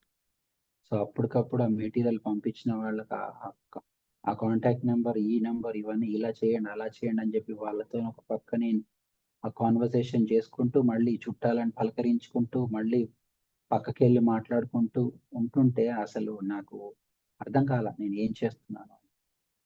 2009లో జరిగిందండి, ఆగస్ట్ 1కి. మళ్ళీ 2009 ఆగస్ట్ 23 ఏప్రిల్ 2009. మళ్ళీ 2012లో జరిగింది సేమ్ ఇంకొక ఇన్సిడెంట్. మా నాన్నగారు యాక్చువల్గా 2009లో నాన్నగారు చనిపోయారు, 2012లో అమ్మగారు చనిపోయారు. సేమ్ సిచ్యువేషన్ మళ్ళీ రిపీటెడ్గా జరిగింది. నాకు ఒక్కసారి అనుకున్నా నేను అసలు రైట్ ట్రాక్లో ఉన్నానా లేకపోతే రాంగ్ ట్రాక్లో ఉన్నానా. రేపటి రోజు నేను ఈ బిజినెస్ని నా పిల్లలకి క్యారీ చేసి ఇస్తే గనక వాళ్ళని మెచ్చుకుంటారా తిట్టుకుంటారా అని ఒక భయం వేసి ఆగస్ట్లో చనిపోతే దాని తర్వాత సెప్టెంబర్లో ఒక సర్క్యులర్ ఇష్యూ చేస్తాను మొత్తం నా కస్టమర్స్ అందరికీ. I'm going to wind up my business on 31st December of this year అని చెప్పి సర్క్యులర్ ఇచ్చేసి వైండప్ చేస్తున్నానని చెప్పి ఇట్లా మా చుట్టాలకి ఫ్రెండ్స్కి బ్రదర్స్కి వాళ్ళకి చెప్తే వీడికి ఏదో పిచ్చి పట్టినట్టుంది. అసలు బనాయ్ బిజినెస్ అంటారు, అంటే రన్నింగ్ ఉన్న బిజినెస్ హాయిగా ఎస్టాబ్లిష్ చేసి 96 నుంచి జరుగుతున్న బిజినెస్ 2012లో నువ్వు మూసేస్తున్నావు అంటే నీకేమైనా పిచ్చి పట్టిందా, ఏం చేస్తావు, ఏమైనా ప్లానింగ్ ఉందా అని అంటే ఏం ఆలోచించలేదండి నేను అసలు. నాకు నో వే ప్లానింగ్ లేదు, ఏమీ లేదు, స్ట్రైట్ అవే క్లోజ్డ్. దాని తర్వాత 1 year పాటు ఇంట్లోనే ఉన్నా. ఎంత టైం ఇవ్వాలి అని అనిపించిందంటే పిల్లలకి కానీ నా భార్యకి కానీ, తల్లిదండ్రులు ఇద్దరు లేరు, నేను ఇంకా వీళ్ళే నాకు ఇంపార్టెన్స్. నేను వీళ్ళకి టైం ఇవ్వకుండా పొద్దున్న లేస్తే పరిగెత్తి వెళ్ళిపోవడం రావడం, అసలు ఏంటి పొద్దున 11ంటికి రావడం, పొద్దున 5ంటికి వెళ్ళిపోవడం, రాత్రి 11ంటికి రావడం, వచ్చి స్నానం చేసి భోజనం చేసి పడుకోవడం, మళ్ళీ ఒక మెషిన్ లాగా వర్క్ అయ్యి. ఈ మధ్యలో ఒకసారి నేను ఎందుకు టైంకి పిల్లలకి కానీ భార్యకి కానీ ఇవ్వాలి అని అనుకున్నానంటే ఒక ఇన్సిడెంట్ జరిగింది. ఇంకొక ఇన్సిడెంట్ నేను చెప్తే మీ అందరికి కూడా అవును మీకు మీ లైఫ్లో జరిగిన ఇన్సిడెంట్లు గుర్తొచ్చే అవకాశం కూడా ఉంది. ఆఫీస్కి కాల్ వచ్చింది ఇంటి నుంచి, మా భార్య ఏడుస్తుంది ఫోన్లో. ఎందుకు ఏడుస్తున్నావు అంటే చెప్పట్లేదు. చెప్పు ఎందుకు ఏడుస్తున్నావు, ఏడ్చిన ఏడు లేకపోతే చెప్పనని చెప్పు, ఏదో ఒకటి చెయ్యి. ఆఫీస్ పనిలో ఉంటే చేసి ఏడుస్తూ ఉంటే నేను ఏమనాలి అని చెప్పి నేను కొంచెం కసురుకోవడం జరిగింది. కసురుకుంటే మీరు అర్జెంటుగా ఇంటికి రండి, పిల్లోడికి యాక్సిడెంట్ అయింది, పిల్లోడికి దెబ్బ తగిలింది. నేను ఇంటికి వెళ్ళాను అర్జెంటుగా. ఇంటికి వెళ్ళేసరికి పిల్లోడికి తలుపు సందులో వేలు గోరు పడి చిటికిపోయిందండి, కొంచెం ప్రెస్ అయిపోయి రక్తం వస్తాం. దానికి టెన్షన్ పడిపోయి వాళ్ళు నాకు ఫోన్ కొట్టేసేసి నన్ను పరిగెత్తుకుంటూ రమ్మని చెప్పారు. ఆల్మోస్ట్ 5 to 6 kilometers ఆఫీస్కి ఇంటికి. నేను పరిగెత్తుకుంటూ ఇంటికి వచ్చేసాను. ఇంటికి వచ్చి చూస్తే ఈ ఇన్సిడెంట్. నాకు పిచ్చి కోపం వచ్చింది. నువ్వు ఇంట్లో ఉన్నావు, నువ్వు చూసుకోవడానికి నీకు చేత కదా, అయినా దీనికి నాకు ఫోన్ చేస్తే నేనేం చేస్తాను, నువ్వు హాస్పిటల్కి తీసుకెళ్ళి అది ఏదైనా ట్రీట్మెంట్ చేయించాలి, లేకపోతే నువ్వేదైనా కట్టుకట్టాలి, కానీ నన్ను టెన్షన్ పెట్టి నన్ను పరిగెత్తిస్తే అసలు ఏం కసురుకోవడం జరిగింది. అప్పటికప్పుడు పిల్లోని తీసుకెళ్ళి పట్టి కట్టించుకొని ఇది కూడా నాకు గుర్తొచ్చిందండి. ఇట్లాంటివి జరుగుతానే ప్రతి ఒక్కరికి, చిన్న చిన్న దానికి కంగారు పడిపోవడం ఇట్లాంటివి జరుగుతూ ఉంటాయి. నాకు అనిపించి నేను కంప్లీట్ క్లోజ్ చేసేసి 1 year పాటు ఇంట్లోనే ఉన్నాను. అంతకు ముందు వరకు కూడా 2007లో నాకు పెళ్ళి అయితే 2012 వరకు నేను ఫ్యామిలీని ఎక్కడికి తిప్పింది కూడా లేదు, తిరిగింది కూడా లేదు. నేను కూడా పోయే పరిస్థితే లేదు. పెళ్ళైన కొత్తలో అత్తగారి ఇంటికి వెళ్ళడం తప్ప ఏవో ఫార్మాలిటీస్ ఉంటాయి కాబట్టి వెళ్ళాల్సి వచ్చింది. అదర్వైజ్ నేను ఎక్కడికి వెళ్ళే పరిస్థితి నాకు కనిపించేది కాదు, అవకాశం దొరికేది కాదు. ఎందుకనంటే అంత టైట్ షెడ్యూల్. సంపాదన బాగానే ఉండేది, 1,50,000, 2 లక్షలు, 3 లక్షలు, ఒక్క నెల 5 లక్షలు కూడా సంపాదించిన రోజులు ఉన్నాయి. కానీ ఏం చేస్తున్నాను అని అంటే అర్థమే కాదు. ఒక్క నిమిషం, ఇది ఛార్జ్ చేయమని ఉంటా ఉంది.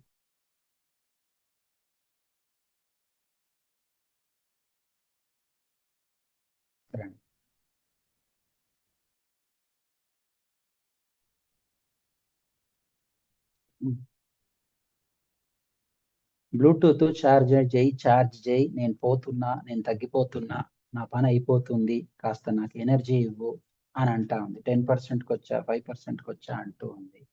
అందుకని పెడదాం. సో 1 year పాటు ఇంట్లోనే ఉన్నప్పుడు నాకు ఒక ఫ్రెండ్ కాల్ చేశాడండి. కాల్ చేసి ఏం చేస్తున్నారు సార్ అని అంటే, ఫుల్ ఎంజాయ్ చేస్తున్నాను సార్, ఇంట్లోనే ఉంటున్నాను, ఎక్కడికి వెళ్ళట్లేదు, ఎంజాయ్ చేస్తున్నాను అని చెప్తాను. మనం వెళ్దాము.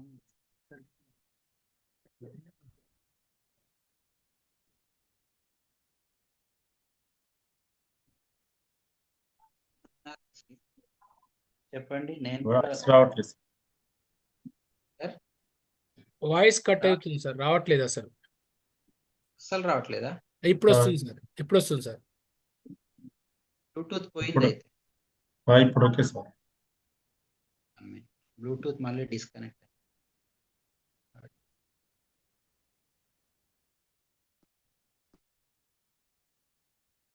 ల్యాప్టాప్ ఈరోజు ఏంటో ఇబ్బంది అయ్యేసరికి నేను కూడా కాస్త కన్ఫ్యూజన్లో కనెక్ట్.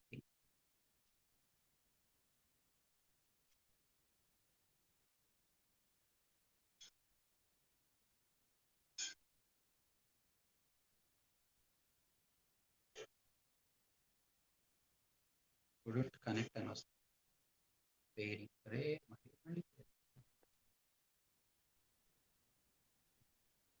వాయిస్ పోయింది సార్, వాయిస్ కంప్లీట్ ఇప్పుడు ఇప్పుడు ఓకే సార్, ఇప్పుడు ఇప్పుడు ఓకే సార్. సో మణి మహేష్ అనే పేరు ఎంతమంది విన్నారు?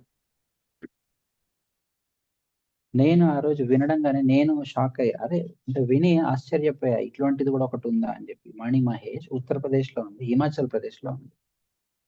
సో తనతో మాట్లాడుతుంటే నేను యూట్యూబ్ లో చెక్ చేశాను. మణి మహేష్ అనేది చూస్తే అదొక శైవ క్షేత్రం, అద్భుతమైన క్షేత్రం అని ఆ వీడియో చూశాను. ఆయనతో సరే వెళ్దాం అన్నాము, టికెట్ బుక్ చేసుకున్నాము, ఇద్దరం కలిసి వెళ్ళాం. అద్భుతమైన ఫీలింగ్ వచ్చింది.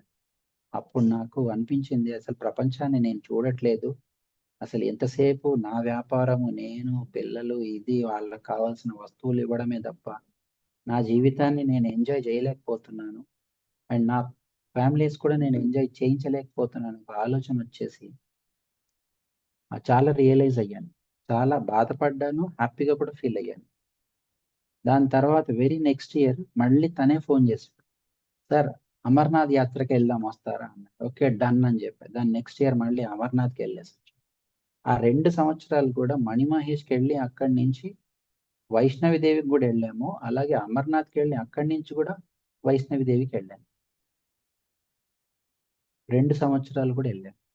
తర్వాత గోదావరి పుష్కరాలు వచ్చాయి 2015. ఎవరికైనా గుర్తుందా?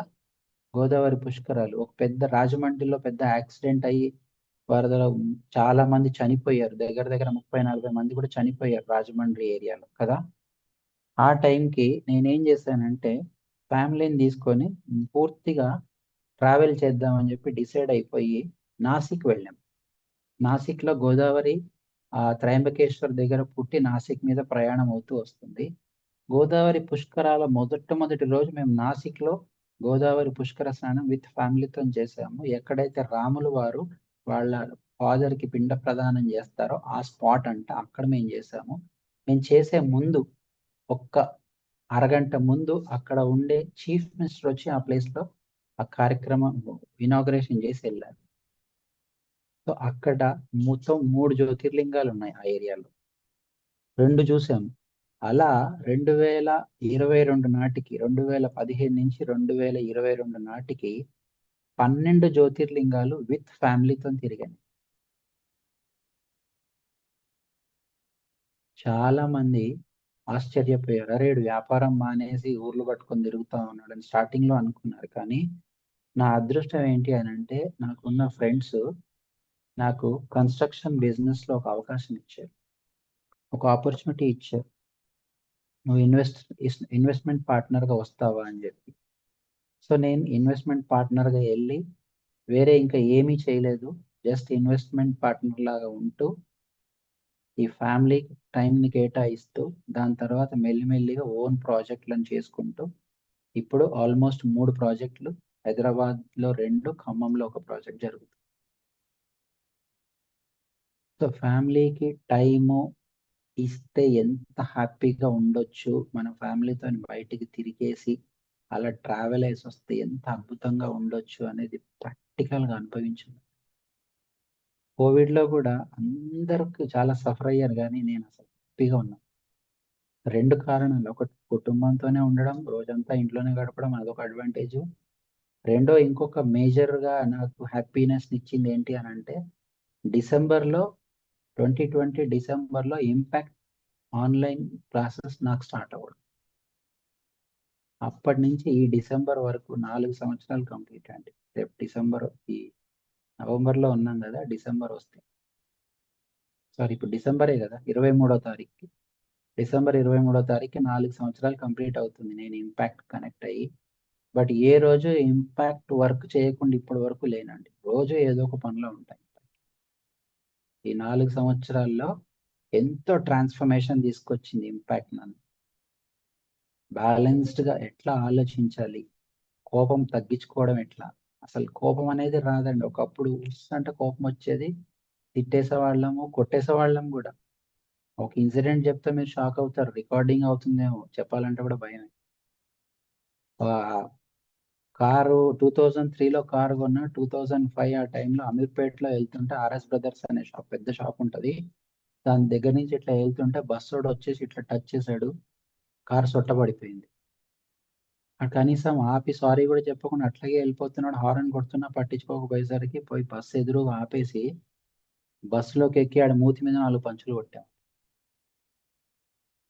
పోలీసు వాడు చూసి వచ్చి పోలీస్ స్టేషన్ పట్టుకెళ్ళాడు. ఏంది కొడుతున్నావు ఏంటి, గవర్నమెంట్ ఎంప్లాయీ, మళ్ళీ ఏంటి కొడుతున్నావు అని అంటే, మీరు వచ్చి చూడండి సార్ అన్న, కేసు రాస్తా అన్నాడు. ఎస్ యూ క్యాన్ సార్ అన్న. అంటే ఆ జోష్ ఉంది, హోష్ లేదు, జస్ట్ జోష్ అంతే. ఎందుకంటే 2005 అని అంటే ఆల్మోస్ట్ 20 years బ్యాక్, 20 సంవత్సరాల క్రితం. అంటే ఫుల్, ఇంకా అప్పటికి పెళ్లి కూడా అవ్వాల, ఫుల్ జోష్ అంతే. వెళ్ళిపోయాము. తీరా చూస్తే ఆ కండక్టరు, ఆ డ్రైవర్ మళ్ళీ ముందు బాగా రెచ్చిపోయి మాట్లాడి మళ్ళీ పక్కకు స్టేషన్కి వెళ్ళిన తర్వాత పక్కకు పిలిచి, సార్ ప్లీజ్ సార్, కేసు వద్దు, ఏమొద్దు సార్, మాకు ఇంక్రిమెంట్లు పోతాయి సార్, ఇవన్నీ మాకు ఇబ్బంది అవుతుంది సార్, మా కేసు ఉంటే డ్యామేజ్ సార్ అన్నాడు. ఈ ముక్క అక్కడ ఆపి సారీ చెప్తే అయిపోయింది కదా. అప్పుడేమో ఎగిరావు, ఇప్పుడేమో బతిమలాడుతున్నావు ఏంటి, సరే నీ బాధలు, నిన్నెందుకు బాధ పెట్టడం లే అని చెప్పేసి పోలీసు వాళ్ళకి చెప్పేసి, సార్ కేసు వద్దు, ఏమవుతుంది, మేము పోతున్నాం అని చెప్తే, మరి మాకేంటి అని అడిగి డబ్బులు కూడా తీసుకున్నారు, కేసు లేకపోయినా సరే. అంత జోష్గా ఉండేవాడిని, అంత కోపం. బట్ ఇంపాక్ట్లోకి వస్తే ఇప్పుడు అసలు, మొన్న ఈ మధ్య కార్కి ఎవడో టచ్ చేస్తే కూడా, నేను ఎన్జిపి మీటింగ్ అని చెప్పి ట్యాంక్ బండ్ మీద వెళ్తున్నాము, ఆఫ్లైన్ ట్రైనింగ్ అయిపోయింది మినర్వాలో, ఎన్జిపి మీటింగ్ అని చెప్పి లగడీకాపుల్లో మన ఇంపాక్ట్ ఆఫీస్ ఉంది, ఆఫీస్కి వెళ్తున్న క్రమంలో ట్యాంక్ బండ్ మీద వెనక నుంచి, మేము ముందోడు బ్రేక్ కొట్టాడని నేను కొడితే వెనక నుంచి నన్ను సొట్ట పెట్టాడు, ఒకటి దడేళ్ళని గుద్దాడు. పక్కన జానకి రామరాజు గారు అని చెప్పి లీగల్ డిపార్ట్మెంట్, మన ఇంపాక్ట్ ఇంటర్నేషనల్ లీగల్ సెల్ అతను ఉన్నాడు. కనీసం దిగను కూడా దిగలా, వెనకకు కూడా చూడాలా, పోతూనే ఉన్నా నేను. ఇంత ట్రాన్స్ఫర్మేషన్. ఇది 2వ సారి అట్లా జరిగింది, 2 సార్లు జరిగింది. సో అంత బ్యాలెన్స్గా ఆలోచించడము, కోపం లేకపోవడము, మెచ్యూర్డ్గా ఆలోచించడం అనేది ఒక మేజర్ నాకు బెనిఫిట్ పొందిన ఒక అదృష్టం అని చెప్పొచ్చు. అందుకే నేను ఇంపాక్ట్కి కనెక్ట్ అయి ఉంటున్నాను. మనకందరికీ తెలుసు, ఇంపాక్ట్లో ఆదాయపరంగా వచ్చే వాళ్ళకైతే యూజ్లెస్. డబ్బులు సంపాదించుదామని వస్తే మాత్రం దీంట్లో డబ్బులు రావు, కానీ డబ్బులు సంపాదించే మార్గాలు కోకొల్లలుగా ఉంటాయి, ప్రశాంతంగా ఆలోచించే మార్గాలు ఉంటాయి, బ్యాలెన్స్గా ఉంటారు, రిలేషన్స్ని పెంచుకోవడానికి పనికొచ్చే మార్గాలు చాలా ఉంటాయి. సో మళ్ళీ టాపిక్లోకి వచ్చేద్దాం. ఇక్కడ జరిగింది ఏంటి అని అంటే, ఆరోగ్యాన్ని నష్టపోతున్నాం, స్ట్రెస్ వల్ల మనం ఆరోగ్యాన్ని నష్టపోతున్నాం. ఆరోగ్యం నష్టపోవడం అని అంటే, మనం స్ట్రెస్ తెచ్చుకోవడానికి ఏదైతే కష్టపడ్డామో ఆ కష్టపడ్డ కష్టం కూడా నష్టం కింద మారిపోయింది. ఎగ్జాంపుల్, మీరు బాగా సంపాదించారు, బాగా సంపాదిస్తున్న క్రమంలో హెల్త్ పాడైంది అనుకోండి, ఈ సంపాదించిన డబ్బులన్నీ మళ్ళీ ఎవరికి చేస్తాయి అవి? డాక్టర్ దగ్గరికి పరిగెత్తుతాం, పులోమని పరిగెత్తి, దేవుడా నువ్వే నాకు దేవుడివి, నువ్వు ఏమైనా చేసుకో, నీకు ఎంత కావాలంటే చెప్పు, అంత ఇస్తా, నా ప్రాణాలు మాత్రం కాపాడు అని చెప్పి. అంటే ఇప్పుడు నువ్వు ఫ్యామిలీ గురించి కష్టపడ్డావా, డాక్టర్ గురించి కష్టపడ్డావా? ఆబ్వియస్లీ డాక్టర్స్ గురించి అనే చెప్పొచ్చు. ఎందుకంటే మనని మనం సాక్రిఫైస్ చేసుకుంటున్నాం. చాలా మంది యవ్వనాన్ని సాక్రిఫైస్ చేస్తారు, వాళ్ళ లైఫ్లో హ్యాపీనెస్ని సాక్రిఫైస్ చేస్తున్నారు. కష్టపడి డబ్బులు సంపాదించాం, రోగాలు వచ్చేసినాయి, అన్ని డోర్లు ఓపెన్ అయిపోతాయి, షుగర్ అని, బీపీ అని, థైరాయిడ్ అని, క్యాన్సర్ అని, మశానం అడ్డమైన రోగాలన్నీ స్టార్ట్ అయిపోయి, ఒకడు ఉప్పు తినొద్దు అంటాడు, ఒకడు షుగర్ తినొద్దు అంటాడు, ఒకడు కారం తినొద్దు అంటాడు, ఒకడు ఇంకోటి తినొద్దు అంటాడు. మరి సంపాదించిన తర్వాత ఏం లాభం, ఏమి తిననప్పుడు నీ సంపాదన దేనికి, ఎవరి గురించి కష్టం? Why should we are working? ఎందుకు కష్టపడుతున్నాం అంటే డబ్బులు ప్రింట్ చేయడానికి కష్టపడుతున్నాం. మనిషి తయారు చేసిన నోట్ తయారు కానప్పుడు ఎట్లా ఉంటుంది? ఒక తెల్ల కాగితం అంతే. దానికి ఒక ప్రింట్ పెట్టేసరికి దానికి వాల్యూ వస్తుంది. దాన్ని ఎంబడబడి మనం సంపాదిస్తాం. సంపాదించొద్దు అని నేను చెప్పనండి, బాగా సంపాదించాలి. మన ఇంపాక్ట్ లో 4 సూత్రాలు మాట్లాడతాం మనం. ఏంటవి మీకు తెలుసా? హెల్త్, వెల్త్, ఇంకా ఫ్యామిలీ అండ్ సర్వీస్ కదా. డబ్బు బాగా సంపాదించండి, సంపాదించొద్దు అంటాను, కానీ డబ్బే ముఖ్యంగా మాత్రం సంపాదించొద్దు. మిగిలిన చాలా ఉన్నాయి మనకి. ఈ డబ్బు సంపాదించే క్రమంలో నష్టపోయేది ఎవరు అని అంటే అద్భుతంగా మన ఆరోగ్యాన్ని నష్టపరుచుకునేది మనం మాత్రమే. ఆ ఆరోగ్యాన్ని కాపాడుకోవడానికి మళ్ళీ ఆ డబ్బు, సంపాదించిన డబ్బుని తీసుకుపోయి ఇస్తున్నామంటే మనం మన జీవితాన్ని ఎంత వేస్ట్ చేశామో దాని గురించి చెప్పారు. దాని తర్వాత కూడా మనకి కొన్ని రకాల ఇబ్బందులు వస్తాయి తెలుసా. మనిషి బాగా నడుస్తున్నప్పుడు, తిరుగుతున్నప్పుడు అందరు చాలా బాగుంటారు. అడ్డం పడ్డప్పుడు తెలుస్తుంది బాధ ఏంటని. మనం చూసే ఉంటాం కదా, పెద్దవాళ్ళని ఆశ్రమాల్లో వదిలేస్తున్నారు చూడలేక అని చెప్పి. ఆ పరిస్థితి మనకు రాకూడదు అని అనుకుంటే మనం కుటుంబంతో ప్రేమగా ఉండాలి. రేపు మన పిల్లలు మన ఆశ్రమాల్లో పడేసే పరిస్థితి రాకూడదు అని అంటే మనం ఇప్పుడు ఎంత ప్రేమగా ప్రేమను పంచుతున్నామో, ప్రేమగా ఉంటున్నాము అనేది చాలా ఇంపార్టెంట్. వాళ్ళు ప్రేమించలేదు అని నేను చెప్పట్లేదు, కానీ బ్యాలెన్స్ గా చేయలేకపోయి ఉంటారు అని మన పాయింట్. ఎన్నో రకాల ఇబ్బందుల్ని ఫేస్ చేసే అవకాశం ఉంది. అయితే ఇబ్బందులే మాట్లాడుకుందామా, సొల్యూషన్స్ కూడా మాట్లాడుకుందామా? సొల్యూషన్స్ అవసరమా? ఎస్ అని టైప్ చేయండి. లేదు చాలు సార్ మీకు ఇచ్చిన టైం అయిపోయింది అని అంటే ఆన్లైన్లో వెతుక్కోండి అని చెప్తాను నేను సొల్యూషన్. వద్దా? ఎస్ ఎస్ ఎస్ అంట. గుడ్. కర్నూలు వాళ్ళు, ఖమ్మం వాళ్ళు, 2 కేలు అనమాట. కే సూపర్. ఎస్ అండి. దీనికి ఇందాక నేను చెప్పాను టైంని మేనేజ్ చేయలేకపోవడం జరుగుతూ ఉంది అని చెప్పాను, కానీ మీకు తెలుసా టైంని మేనేజ్ అసలు చెయ్యలేము ఎప్పటికీ కూడా.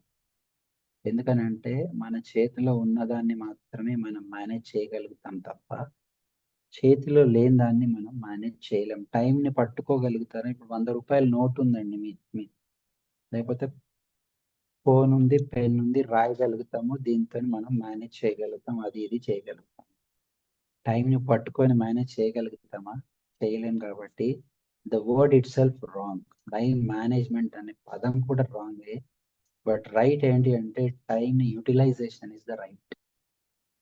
వాడుకోవడం ముఖ్యం. ఈ వాడుకునే పాయింట్లో ప్రొడక్టివ్గా వాడుతున్నామా, నాన్ ప్రొడక్టివ్గా వాడుతున్నామా అనేది చాలా ఇంపార్టెంట్ అండి. ప్రపంచంలో ప్రతి ఒక్కరికి ఉన్నది 24 గంటలే, కానీ అది చూస్తే 24 గంటల్లాగే కనిపిస్తుంది. దాన్ని ఎలాబరేట్ చూస్తే అద్భుతమైన మీకు ఒక ఆన్సర్ వస్తుంది. ఆ అద్భుతమైన ఆన్సర్ ఏంటో తెలుసా? నేను మీ నోటితోనే చెప్పిస్తాను. ఒక రోజుకి 24 గంటలు అన్నప్పుడు నిమిషాల్లో కన్వర్ట్ చేసి ఎవరైనా హ్యాండ్ రైస్ చేసి చెప్పండి నాకు. నిమిషాల్లో కన్వర్ట్ చేయండి.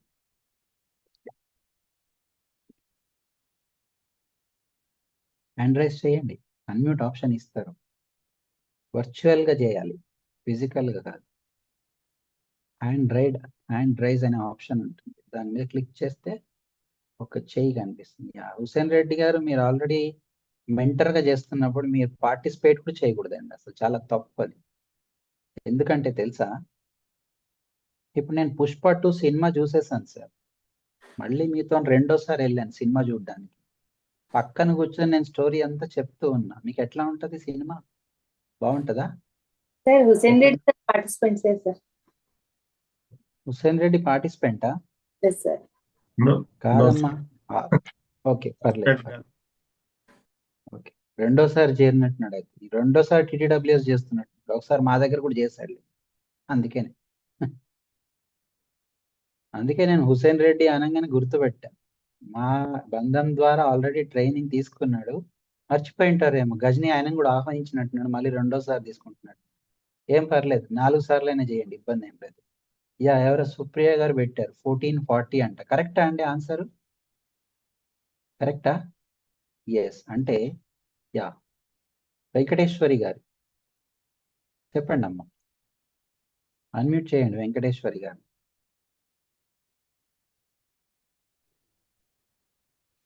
చేశారా? మెంటర్స్ మీరు ఏం చేస్తున్నారు? Yes.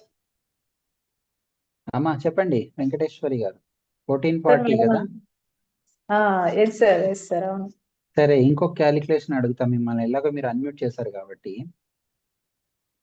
1440 మినిట్స్ కదా, 24 అవర్స్ కి ఎన్ని సెకండ్స్ ఉంటాయో చెప్పండి. ఫాస్ట్ గా చెప్పాలి. 6,400. ఎన్ని థౌజండ్స్? 86,400. పర్ఫెక్ట్. 86,400 సెకండ్స్. కానీ మనం ఏమనుకుంటామంటే 24 గంటలే ఉంది మనకి, సరిపోట్లేదు అంటాము. బట్ దాన్ని ఎలాబరేట్ చేసి చూస్తే 86,400 సెకండ్స్ అండి. ఒక ఉద్యోగస్తుడికి ఎన్ని గంటలు పనిచేస్తారు అని అంటే 8 అవర్స్ పనిచేస్తారు, రైట్? ఎవరైనా అంతేగా, 8 గంటలు పనిచేస్తారు ఒక ఉద్యోగస్తుడు.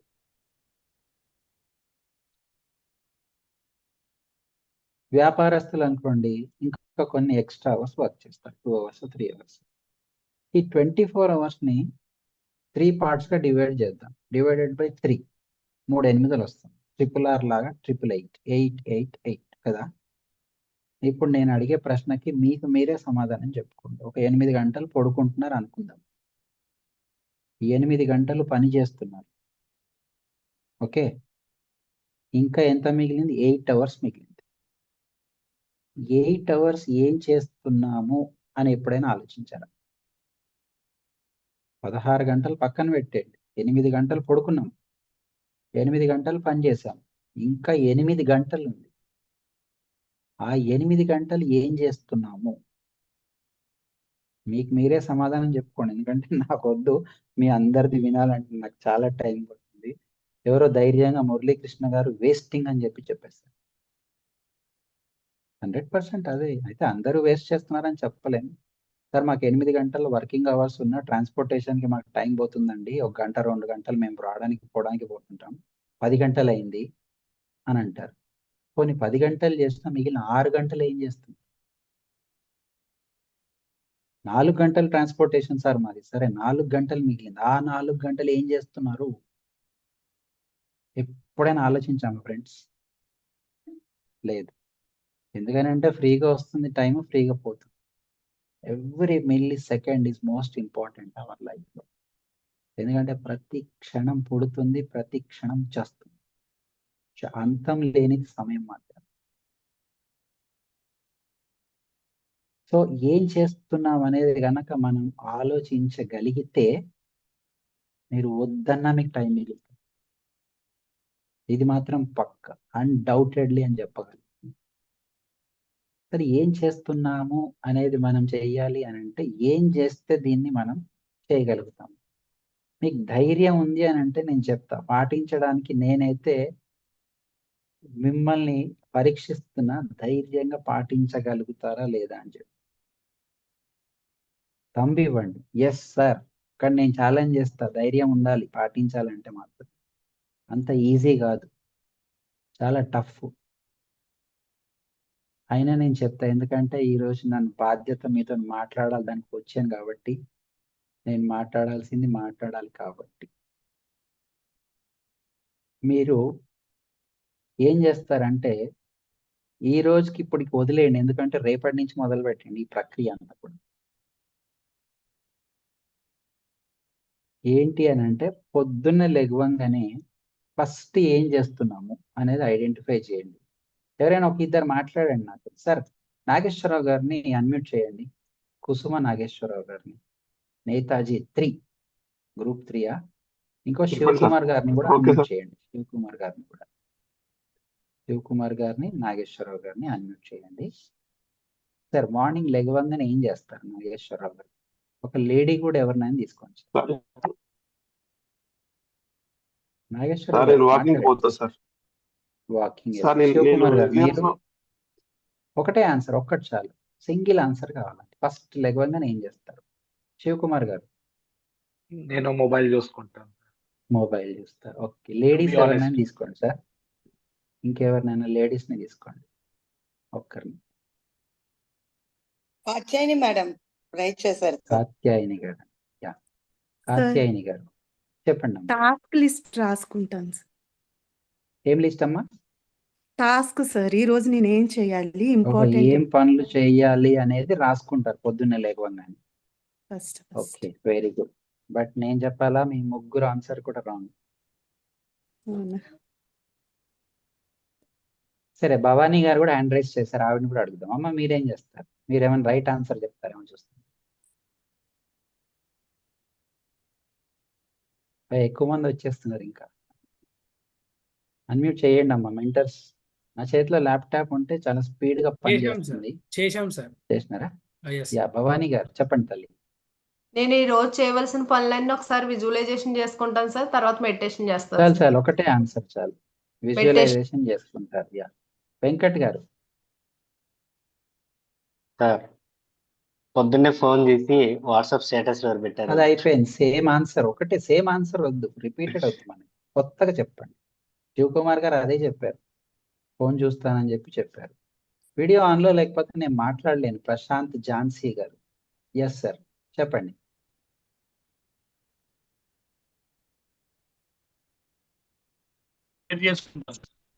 సార్ ఇక ప్రేయర్ మెడిటేషన్ సేమ్. ఒక రీడింగ్, పర్లేదు thank you. Reading books sir నేను అన్నారు, కానీ చూసుకుంటాను సార్.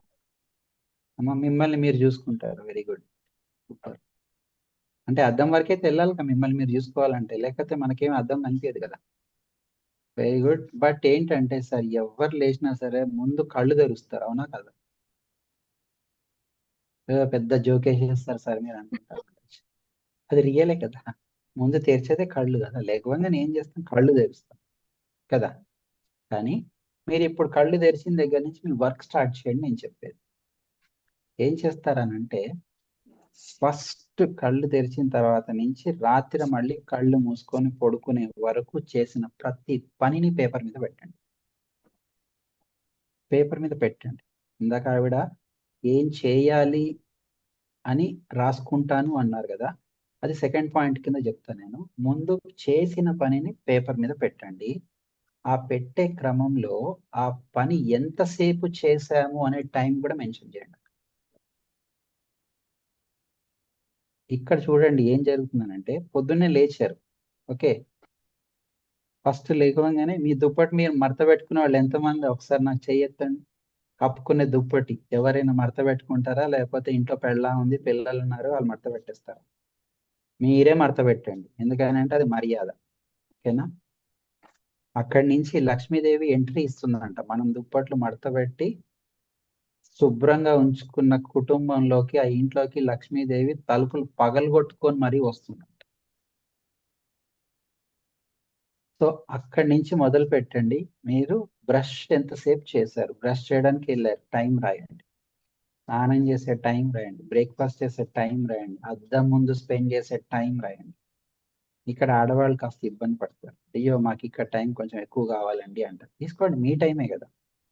మా టైం ఏం మీకు ఇవ్వలేము, మీ టైమే కాబట్టి తీసుకోండి. అక్కడి నుంచి బ్రేక్ఫాస్ట్ ఎంతసేపు చేశారు, మళ్ళీ అక్కడి నుంచి మీరు డ్రెస్ వేసుకున్న టైం, ప్రతి పని రాయండి. ఎవరికి రెండో వ్యక్తి కూడా చూపించకండి, ఎందుకంటే దీంట్లో చాలా సీక్రెట్స్ కూడా రాయాల్సి ఉంటుంది. ట్రాన్స్పరెన్సీ, మిమ్మల్ని మోసం చేసుకోకూడదు. మీరు చేసే ప్రతి పనిని రాయండి. ఆఫీస్కి వెళ్తున్నారు, వెళ్ళే క్రమంలో స్టార్ట్ చేసి ఆఫీస్కి రీచ్ అయిన టైం రాయండి. ఆఫీస్కి వెళ్ళిన తర్వాత ఆఫీస్లో వర్క్ చేస్తున్న టైంలో కూడా వర్క్ ఏ పని ఎంతెంత టైం చేశాను, ఎంతసేపు ఫోన్ పట్టుకున్నాను, ఎంతసేపు ఫుడ్ తిన్నాను, ఏం చేశాను, ప్రతిది కూడా రాయండి. రాత్రి వరకు ఒక 1 వీక్ రాయండి. టైం మిగలకపోతే నన్ను ఛాలెంజ్ చేసి చెప్తా. మీకు ఎంత టైం కావాలంటే అంత టైం మిగిల్చుకోగలుగుతారు. మీరు ఎన్ని టైం మేనేజ్మెంట్ పుస్తకాలు చదవండి, అవి చదవండి, ఇవి చదవండి, సెల్ఫ్ రియలైజేషన్ అండ్ సెల్ఫ్ మనకి చెకింగ్ లేకపోతే ఏం చదివినా లాభం లేదు. ఇన్పుట్ ఒకటే కుదరదండి, అవుట్పుట్ కూడా మోస్ట్ ఇంపార్టెంట్. ఎంతసేపు బుర్రలోకి నాలెడ్జ్ ఎక్కిస్తూ ఉండి ఇంప్లిమెంట్ అనేది చేయకపోతే ఉపయోగం ఏంటి? ఎక్కించింది మర్చిపోతాం అంతే. ఎక్కువ మెమరీలో చాలా పెద్ద మెమరీ ఉన్నా మనకి ఏదో మొబైల్లో కల్పించినట్టుగా ఫోల్డర్స్ డైరెక్ట్ గా ఉండవు. టెక్నికల్ నేర్చుకోవాలి, ఇంప్లిమెంట్ చేస్తే తప్ప మనకి ఎటువంటి రిజల్ట్ రాదు. కానీ ట్రై చేసి చూడండి. నేను ముందే చెప్పా, ధైర్యం కావాలి అని చెప్పి. రాయాలంటే ధైర్యం కావాలి, కంటిన్యూగా చేయాలంటే కూడా కన్సిస్టెన్సీ మెయింటైన్ చేయాలి. ఇక్కడ మీరు చూడండి, మీరు రాసుకున్న పనులలో ఒక్కసారి మళ్ళీ అనలైజ్ చేయండి. ఏ పనికి ఎంత టైం కేటాయించానో, ఆ పని వల్ల వచ్చిన ప్రొడక్టివిటీ ఏంటి అంటే అది నాకు ఉపయోగపడిన సమయమా, నిరుపయోగపడిన సమయమా, అంటే నేను వేస్ట్ చేసిన టైమా అనేది మీరు వేసేసి బ్యాలెన్స్ షీట్ చేయండి. యూస్ చేసిన time, productivity time and non productivity time balance చేసి చూడండి. లాట్ ఆఫ్ టైం మీకు మిగులుతుంది. అక్కడ మీరు అనలైజ్ చేసుకున్న దాంట్లో నాన్ ప్రొడక్టివ్ టైం ఏదైతే ఉందో ఆ టైంని మీరు ప్రొడక్టివ్గా ఉపయోగించడానికి ప్రయత్నం చేయండి. దాంట్లో నుంచి ఒక గంట సమయాన్ని కుటుంబానికి ఇచ్చేసేయండి. కుటుంబానికి ఇవ్వండి అంటే మళ్ళీ 2 పద్ధతులు ఉంటాయి. పక్కన భార్య ఉంటుంది, నేను ఉంటాను, ఎవరి ఫోన్లో వాళ్ళు పక్కన కూర్చున్నాం అని కనెక్టింగ్ లేదు.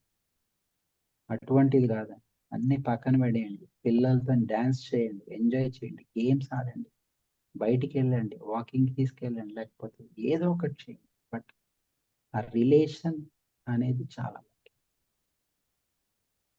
కొత్త పెళ్లి కొడుకు పొద్దెరగడు అని సామెత విన్నారా? విన్నారు కదా? రోజు కొత్త పెళ్లి కొడుకులాగా ఉండండి. అంటే ఒకటే పని చేయమని కాదు, మల్టిపుల్ వర్క్స్ లాగా. అది మాట్లాడే విషయంలో కానీ, లేకపోతే ఉండే విషయంలో, తిరగడం విషయంలో కానీ, తిప్పడం విషయంలో కానీ. సంవత్సరానికి ఒక్క ట్రిప్ అయినా కొడుతున్నారా ఫ్యామిలీని తీసుకొని ఎక్కడికైనా? Even 1 trip with family.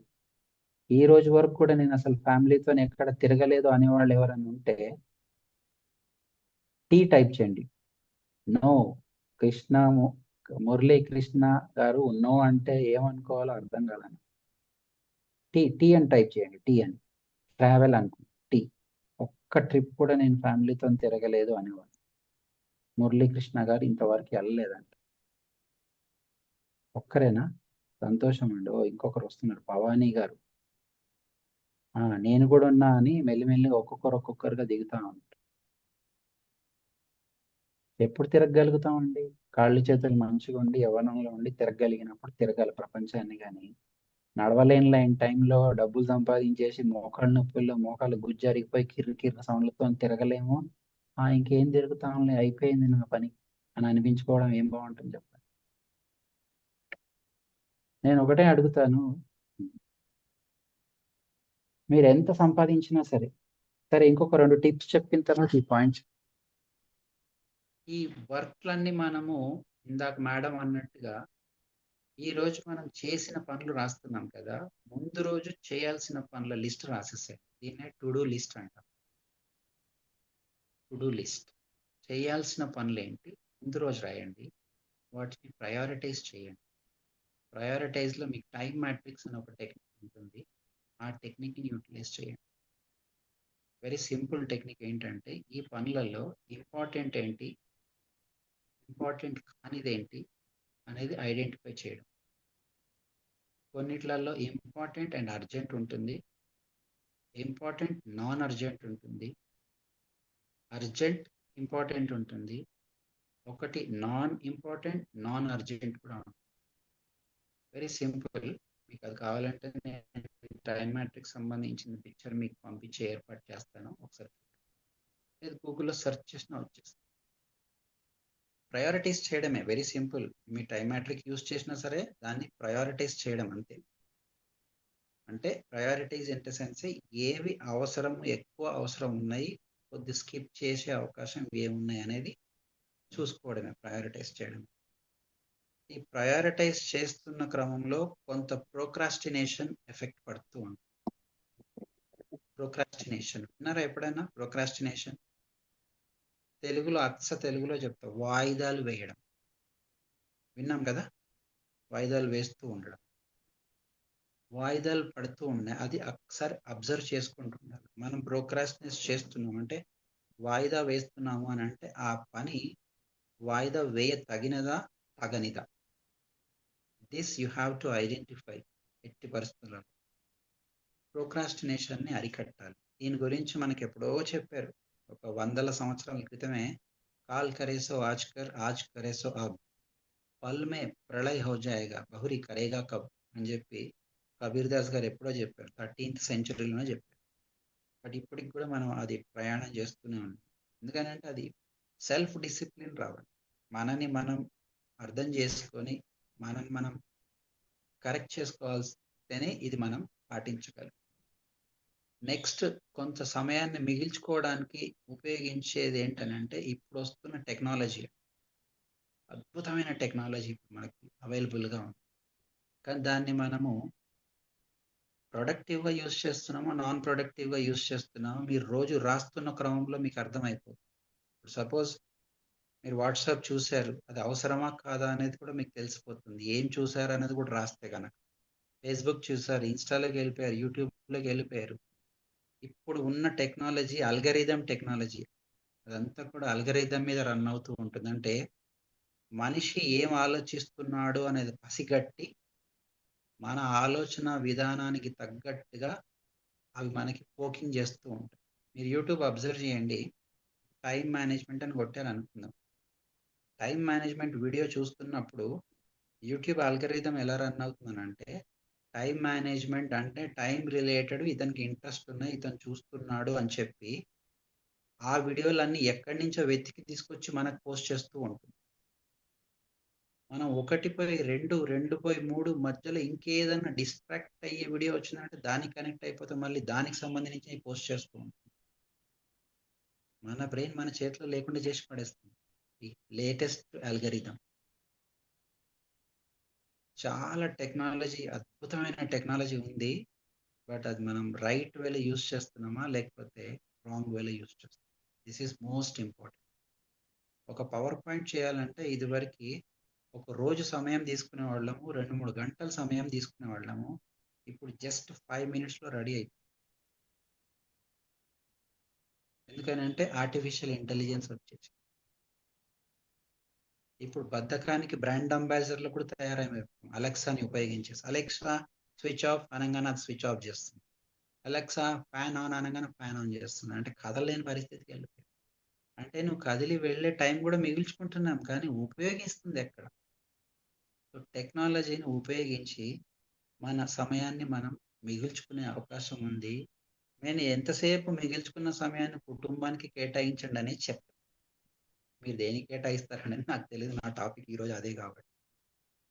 ఇంకొక పాయింట్ ఏంటంటే అండి, మొహమాట పడడం మాని పడేయాలి. ఇది ఒక దరిద్రమైన అలవాటు మనకున్నది ఏంటంటే మొహమాటం. నేను ఇంగ్లీష్లో ఏమంటారు, ఎవరైనా చాట్ చేయండి కొంచెం, నేను ఇంగ్లీష్లో పూర్గాని. మొహమాటం, హౌ టు సే నో, ఇది తెలుసుకుంటే హ్యాపీ లైఫ్ లీడ్ చేయగలం. నో చెప్పడం తెలిస్తే సంతోషంగా బతుకుతాం, తెలుసా మీకు? కానీ నో చెప్పడానికి అడ్డుపడేది మొహమాటమే. ఎంతమంది మీ స్నేహితులకు కానీ చుట్టాలకు కానీ డబ్బులు ఇచ్చి రాని వాళ్ళు ఎంతమంది ఉన్నారు? ఒకసారి అండర్స్టాండ్ చేయండి. చాలా మంది ఉన్నారు కదా. అసలు మొత్తం లైన్ కట్టేస్తున్నారు అందరు కూడా. ఇప్పుడు దాకా అసలు పలకరించిన వాళ్ళు కూడా చేతులు ఎత్తేసారు. సుధీర్ గారు వాళ్ళతో వసూలు చేపించి ఇచ్చేస్తాడేమో అనుకుంటున్నట్టు. నా వల్ల కాదండి, నేను కూడా మొహమాట పడి నష్టపోయిన వాడు. సో ఎందుకు ఇచ్చామని అంటే మొహమాటం కొద్ది. ఏమనుకుంటారో అనే పాయింట్ అసలు కనెక్ట్ అవ్వకండి. సో వాట్ పదానికి వచ్చేసేయండి. ఎవడేమనుకుంటే నాకేంటి. సార్ ఒకటే ఇక్కడ జనరల్గా మనకి ట్రైనింగ్స్లో కానీ ఆధ్యాత్మికంగా కానీ అందరము మనము అని ఆలోచించండి, నేను అని ఆలోచించకండి అని చెప్తారు కదా, కరెక్ట్ కదా. కానీ నేను అనేవాడిని లేకపోతే మనము ఎక్కడి నుంచి వచ్చారు? ఒక్కసారి థింక్ చేయండి. నేను అనేవాడిని లేకపోతే మనం ఎక్కడి నుంచి వచ్చారు? లేదు, దేర్ ఈస్ నో ఛాన్స్. ముందు నేనే. అయితే నేను ఎలా ఉండాలి? అందరిలో మమేకమై ఉండాలి, అందరి వాడిలాగా ఉండాలి, కానీ మొహమాట పడదు.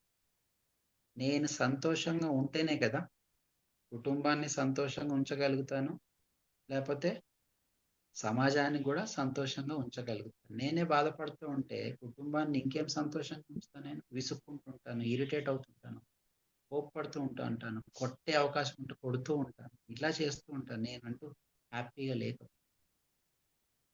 కానీ ఎందుకు పుట్టాం మనం? ఒక మిషన్ లాగా పని చేసేసి డబ్బులు ప్రింట్ చేసేసి వెళ్ళిపోవడానికి కాదు కదా. సరే, ఒక 100 కోట్లు సంపాదించారు అనుకుందాం.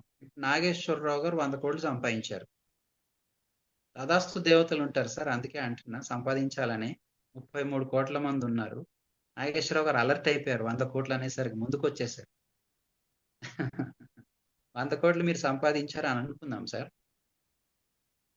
100 కోట్లు సంపాదించిన తర్వాత నెక్స్ట్ జన్మ ఇంకొక ఎత్తారు అనుకుందాం. జస్ట్ ఊరికే ఊహించండి అందరూ కూడా. నెక్స్ట్ జన్మ ఎత్తారు, భగవంతుడు మీకు ఒక మంచి అవకాశం ఇచ్చాడు, మీ ఒక కోరిక కోరుకోమన్నాడు. లేదని అంటే తనే ఒక కోరిక మీకు ఒక మంచి ఏంటంటే ఒక అభయం ఇచ్చాడు. ఏమని అంటే పూర్వజన్మలో జరిగిన ప్రతిదీ మీకు గుర్తొచ్చే విధంగా మీకు ఒక అభయం ఇచ్చాడు, ఒక ఏమంటారు వరం ఇచ్చాడు. మీకు ప్రతిదీ గుర్తొస్తుంది నెక్స్ట్ జన్మలో. ఈ జన్మలో సంపాదించిన 100 కోట్లది గుర్తొస్తుంది, మీరు చదువుకున్న స్కూల్ గుర్తొస్తుంది, ఇల్లు గుర్తొస్తుంది, భార్య పిల్లలు తల్లి తండ్రులు చుట్టాలు అందరూ గుర్తొస్తున్నారు. సరే గుర్తొస్తున్నారు కదా అని చెప్పి వాళ్ళని కలుద్దామని చెప్పి వెళ్ళి నేను సో అండ్ సో అని చెప్పి వెళ్ళి నేను 100 కోట్లు సంపాదించాను, బ్యాంక్లో ఇక్కడ ఉన్నాయి, లాకర్లో ఇక్కడ ఉన్నాయి, చెక్ బుక్ ఇక్కడ ఉంది, ఆస్తులు ఇవ్వున్నాయి అని అన్ని చెప్తున్నారు. యాక్సెప్ట్ చేస్తారా వాళ్ళు? నాగేశ్వరరావు గారు మీరు చెప్పాలి, యాక్సెప్ట్ చేస్తారా వాళ్ళు? ఎవరైనా చెప్పండి. నో. మురళీకృష్ణ గారు ఆన్సర్ ఇచ్చారు నో. ఎందుకు అని అంటే ఐ థింక్ నో కాదు, నోయే.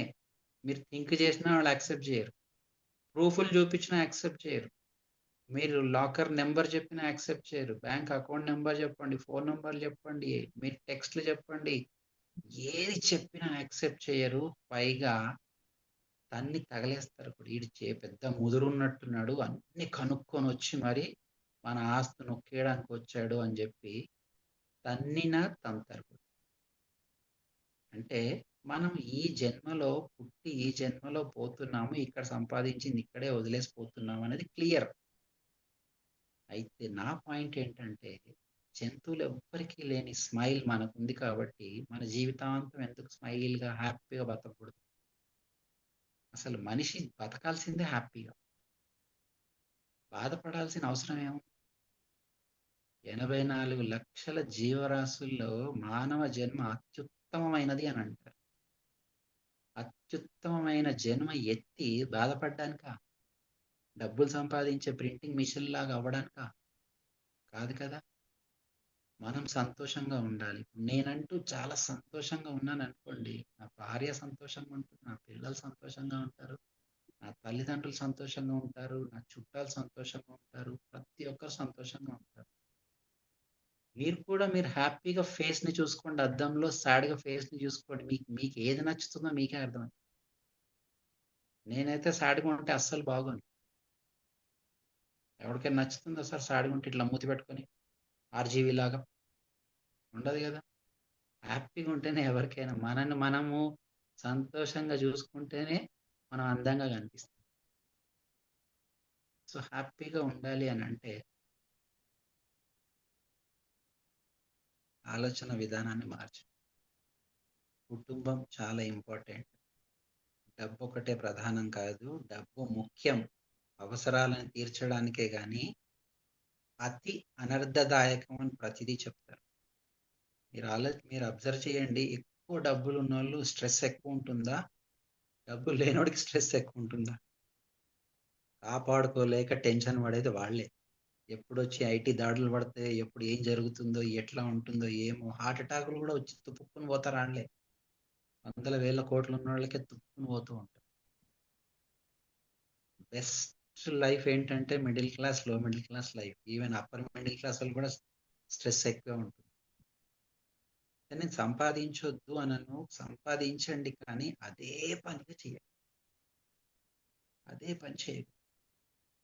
ఇప్పుడు నేను మిమ్మల్ని అడిగే ఎంతమంది బాధితులు ఉన్నారు డబ్బులు ఇచ్చి అని చెప్పి? చాలా మంది ఉన్నారు కదా, నేను కూడా బాధితున్నే.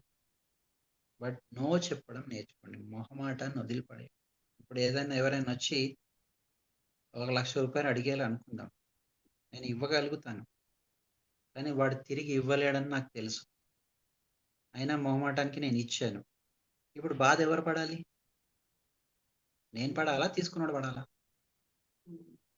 అంటే డబ్బులు కూడా ఇచ్చాను, ఫైనాన్షియల్గా లాసు, మెంటల్ స్ట్రెస్ వల్ల మళ్ళీ నాకు హెల్త్ కూడా లాస్. ఈ 2 బోనస్లు నాకు అవసరమా? సింపుల్గా నో చెప్పేయండి.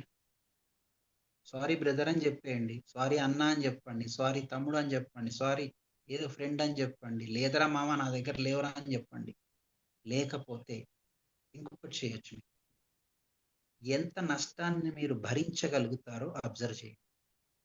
ఇప్పుడు ఒక 5,000 ఇస్తే ఇది రాకపోయినా పర్లేదు అని అనిపించింది అనుకోండి, 1,00,000 బదులు అరే నా దగ్గర డబ్బులు లేవరా మామ, ఒక 5,000 ఉన్నాయి, కావాలంటే చెప్పు సర్దామంటే ఇచ్చేస్తాం అని అంటే వాడు 5,000 కూడా తీసుకుంటాడు.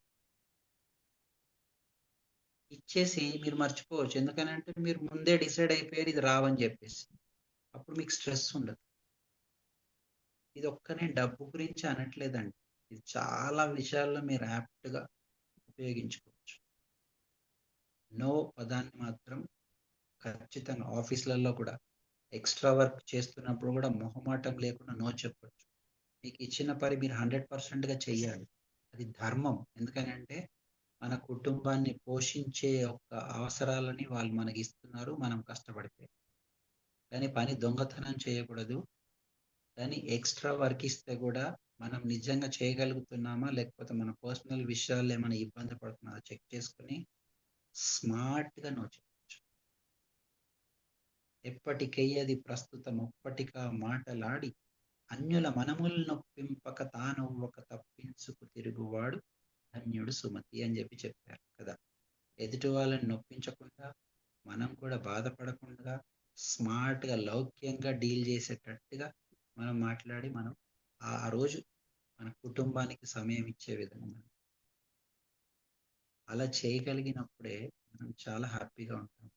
మనం హ్యాపీగా ఉంటే ముందు మనం ఆరోగ్యంగా ఉంటాం. ఇక్కడ మనము పని ఒత్తిడి వల్ల ఆరోగ్యానికి కూడా మనం పట్టించుకోవట్లేదు, ఎక్సర్సైజ్లు ఉండవు, వాకింగ్లు ఉండవు, ఏముండవు. ఎప్పుడు చేస్తామో తెలుసు ఎక్సర్సైజ్? డయాబెటిక్ వచ్చిన తర్వాత చేస్తాం. షుగర్ వచ్చిన తర్వాత చేయాల్సిందా అండి వాకింగ్, ఎక్సర్సైజ్లు? ముందు చేయాలా చెప్పండి? ఎప్పుడు చేయాలి? అది రాకుండా ఉంచుకొని అది లైఫ్ని లీడ్ చేయడానికి చేయాలి, కానీ అది అప్పుడు చేయకుండా వచ్చిన తర్వాత డాక్టర్ నువ్వు వాకింగ్ చేస్తున్నావా అంటే లేదంటే బాబు ఇప్పుడు చేయలేకపోతే పోతావు తొందరగా అంటాడు. అప్పుడు మొదలు పెడతాను. నన్ను నేను ప్రేమిస్తే ఇవన్నీ చేస్తాను. మీరు అట్లాగే ఆలోచించండి. ఫస్ట్ యూ, మీరే ఫస్ట్, తర్వాత మీ ఫ్యామిలీ, తర్వాతే సమాజం. అన్నిటికంటే ఫస్ట్ డబ్బు అయిపోయింది. సంపాదన సంపాదన సంపాదన సంపాదన అవసరమే, కానీ లైఫ్లో ఒక భాగం మాత్రమే. లైఫ్ని లీడ్ చేయడానికి అవసరం. మనం సోకులు పోవడానికి లేకపోతే ఇంకొకరికి చూపించుకోవడానికి అట్లా పోయినప్పుడు జరిగేది ఏంటి అని అంటే మనం డ్యామేజ్ అవ్వడం, ఆరోగ్యపరంగా కూడా, అలాగే ఆదాయపరంగా, సామాజిక పరంగా, ఫ్యామిలీ పరంగా ఎన్నో రకాల కష్టపోతూ ఉంటాం. కాబట్టి మొహమాటం లేకుండా నో చెప్పడం నేర్చుకోండి. Learn how to say no అంటారు ట్రైనింగ్ భాషలో. Learn, first learn. మొహమాటాన్ని మడత పెట్టి పక్కన పడేయండి. దాని జోలికి వెళ్ళకండి. కావాలంటే నా పేరు వాడుకోండి. మా సుధీర్ గారు మొన్న వచ్చి ట్రైనింగ్లో సెషన్ ఇచ్చారు, మాట్లాడారు మాతోని. ఎవరు డబ్బులు అడిగినా ఇవ్వద్దని చెప్పేశాడని చెప్పేయండి మొహమాటం. ఎవరికైనా చెప్పేసేయండి, లేకపోతే 2, 3 నష్టపోతారు. ఒకటి ఆ పర్సన్ నష్టపోతారు, ఎందుకంటే వాడు ఎస్కేప్ అవుతాడు. ఫోన్లో కనెక్టింగ్ ఉండదు, ఫోన్లో దొరకడు, స్విచ్ ఆఫ్ అంటాడు, లేకపోతే ఎస్కేప్ అవుతూ ఉంటారు. అంటే ఒక రిలేషన్ కానీ ఫ్రెండ్ కానీ నష్టపోయాడు. 2 డబ్బు నష్టపోయాడు. 2 పోయిన డబ్బు ఎట్లాగో పోయింది. 2 మూడోది మన ఆలోచన మానసికంగా ఒత్తిడి పెంచుకొని అది కూడా ఆరోగ్యాన్ని కూడా నష్టం. నాకు ఇది బాగా హెల్ప్ అయిందండి. ఇంపాక్ట్ నాకు రియల్ లైఫ్లో జరిగిన ఎక్స్పీరియన్స్లో నుంచి నేను చాలా విత్ ఇన్ సెకండ్స్లో బయటపడ్డాను. అంత ఎక్స్పీరియన్స్ వచ్చేసింది. సో ఇప్పుడు మీరు కూడా ఈ చిన్న చిన్న చిట్కాలే, నేను చెప్పింది చిట్కాలని చెప్పడానికి కూడా లేదులే, కానీ ఈ యొక్క ఇన్పుట్స్ని ఉపయోగించి మీ వర్క్ని మీ లైఫ్ని బ్యాలెన్స్ చేసుకుంటే జరిగేది ఏంటి అని అంటే, ముందు స్ట్రెస్ ఫ్రీ అయిపోతారు. మీరు ఏదైతే పని చేస్తున్నారో ఆహ్లాదంగా చేస్తారో, అద్భుతంగా చేస్తారో, దానివల్ల మీకు హ్యాపీనెస్ వస్తుంది, ప్రొడక్టివిటీ పెరుగుతుంది, రిలేషన్షిప్స్ని కూడా ఇంక్రీజ్ చేసుకునే అవకాశం ఉంటుంది, better life, healthy life, happy లైఫ్ని లీడ్ చేసే అవకాశం ఉంటుంది. కాబట్టి పాటించే ప్రయత్నం చేయండి. ఇంకా ఇన్పుట్స్ మీకు కావాలని అంటే మీరు మీ మెంటర్స్ ద్వారా కానీ ఇన్ఛార్జీల ద్వారా కానీ సంప్రదించి మనం పర్సనల్గా మాట్లాడుకోవచ్చు. With this thank you so much. Sudheer signing. Thank you, sir. Thank you so much for this wonderful session, sir. నిజంగా ఇప్పుడున్న సిచ్యువేషన్స్ లో మాత్రం ఈ వర్క్ లైఫ్ బ్యాలెన్సింగ్ అనేది చాలా చాలా ఇంపార్టెంట్ సెషన్ సార్. ఎందుకంటే అందరూ కూడా ఇక్కడే అసలు ఎందుకు అనుకుంటారు, బట్ మీరు చెప్పాక ఇన్ని ప్రాబ్లమ్స్ వస్తాయా అని కూడా అనిపిస్తుంది. ఒకసారి చూస్తే మనము న్యూస్ లో కానీ బయట అవుట్ సైడ్ కూడా చూస్తున్నాము, ఈ వర్క్ ని ఫ్యామిలీని బ్యాలెన్స్ చేయలేక కొన్నిసార్లు కొంతమంది సూసైడ్ చేసుకున్న వాళ్ళని కూడా చూస్తుంటాము. అక్కడ జాబ్ లో ఒత్తిడి కావచ్చు, ఇక్కడ ఫ్యామిలీలో ఒత్తిడి కావచ్చు, లేదంటే వాళ్ళ హెల్త్ కంప్లీట్ గా పాడవడం కావచ్చు, లేదంటే ఫ్యామిలీస్ చిన్న భిన్నం అయిపోయి కొంతమంది ఫ్యామిలీస్ లో డివోర్స్ కేసెస్ కూడా మనం వింటుంటాము. అన్నిటికీ కారణం కూడా ఈ వర్క్ లైఫ్ బ్యాలెన్సింగ్ తెలియకపోవడమే అని చెప్పొచ్చు. దీన్ని ఒక చిన్న ఎగ్జాంపుల్స్ తో స్టార్ట్ చేశారు. ఒక చిన్న అమ్మాయి వాళ్ళ నాన్న టైం కోసం ఎలా ఎదురు చూస్తుంది, వాళ్ళ నాన్న తనతో టైం స్పెండ్ చేయడం కోసం శాలరీ ఇవ్వడానికి కూడా పోరాడుతుంది అనేసి, అది చాలా రియల్ ఎగ్జాంపుల్ సార్. దాంతో పాటు మీ రియల్ లైఫ్ ఎగ్జాంపుల్స్, మీరు ఎలా అయితే అనుభవంలోకి వచ్చారు, మీ ఎక్స్పీరియన్స్, మీ అనుభవం ఏంటి, వర్క్ లైఫ్ బ్యాలెన్స్ లో ఫ్యామిలీకి ఎంత టైం ఇవ్వాలి, ఇవ్వకపోతే ఏం జరుగుతుంది అనేసి అది చాలా చాలా చక్కగా ఎక్స్ప్లెయిన్ చేయగలిగారు సార్. అంతేకాకుండా ఇందులో టిప్స్ తో పాటుగా టైం ని మేనేజ్మెంట్, మనం టైం ని మేనేజ్ చేయలేం కానీ యూటిలైజ్ చేసుకోవాలి అన్నట్టుగా టైం యొక్క ఇంపార్టెన్స్ చెప్తూనే అందులో మనం ఎక్కడ తప్పులు చేస్తున్నాము, ఆ టైం ని యూటిలైజ్ చేసుకోవడంలో ఎవరికి టైం ఇవ్వాలి, ఎవరికి ఇవ్వద్దు, ఫ్యామిలీకి ఎంత టైం ఇవ్వాలి, మన పర్సనల్ గా ఎలాంటి టైం ఇవ్వాలి అని చెప్తూనే చిన్న చిన్న టిప్స్, కానీ అవి టిప్స్ అన్ని అనుకుంటాము, బట్ వాటిని యూజ్ చేస్తే నెక్స్ట్ డే నుండి మేము కూడా ఇంత టైం మిగులుతుందా అని కూడా అబ్జర్వ్ చేయగలుగుతాం సార్. ఇది చాలా చాలా ఇంపార్టెంట్ సెషన్. అండ్ అదే విధంగా ధనమూలం మిదం జగత్ అనుకుంటాం, అంటే అన్నిటికీ కారణం ధనం సంపాదిస్తే, మనీ సంపాదిస్తే మొత్తం ఫ్యామిలీని కూడా సంతోష పెట్టొచ్చు అనుకుంటాం. బట్ ఆ ఫ్యామిలీని సంతోష పెట్టడంలో ఈ ధనం కోసం పోరాడుతూ మన ఆరోగ్యాన్ని పాడు చేసుకోవడంతో పాటుగా మన టైం ని కూడా వేస్ట్ చేసుకుంటాం. కాబట్టి దేనికి ఎక్కడ ఎంత టైం ఇవ్వాలి అనేది చాలా చక్కగా ఎక్స్ప్లెయిన్ చేశారు sir. Thank you sir. Thank you so much for this session sir.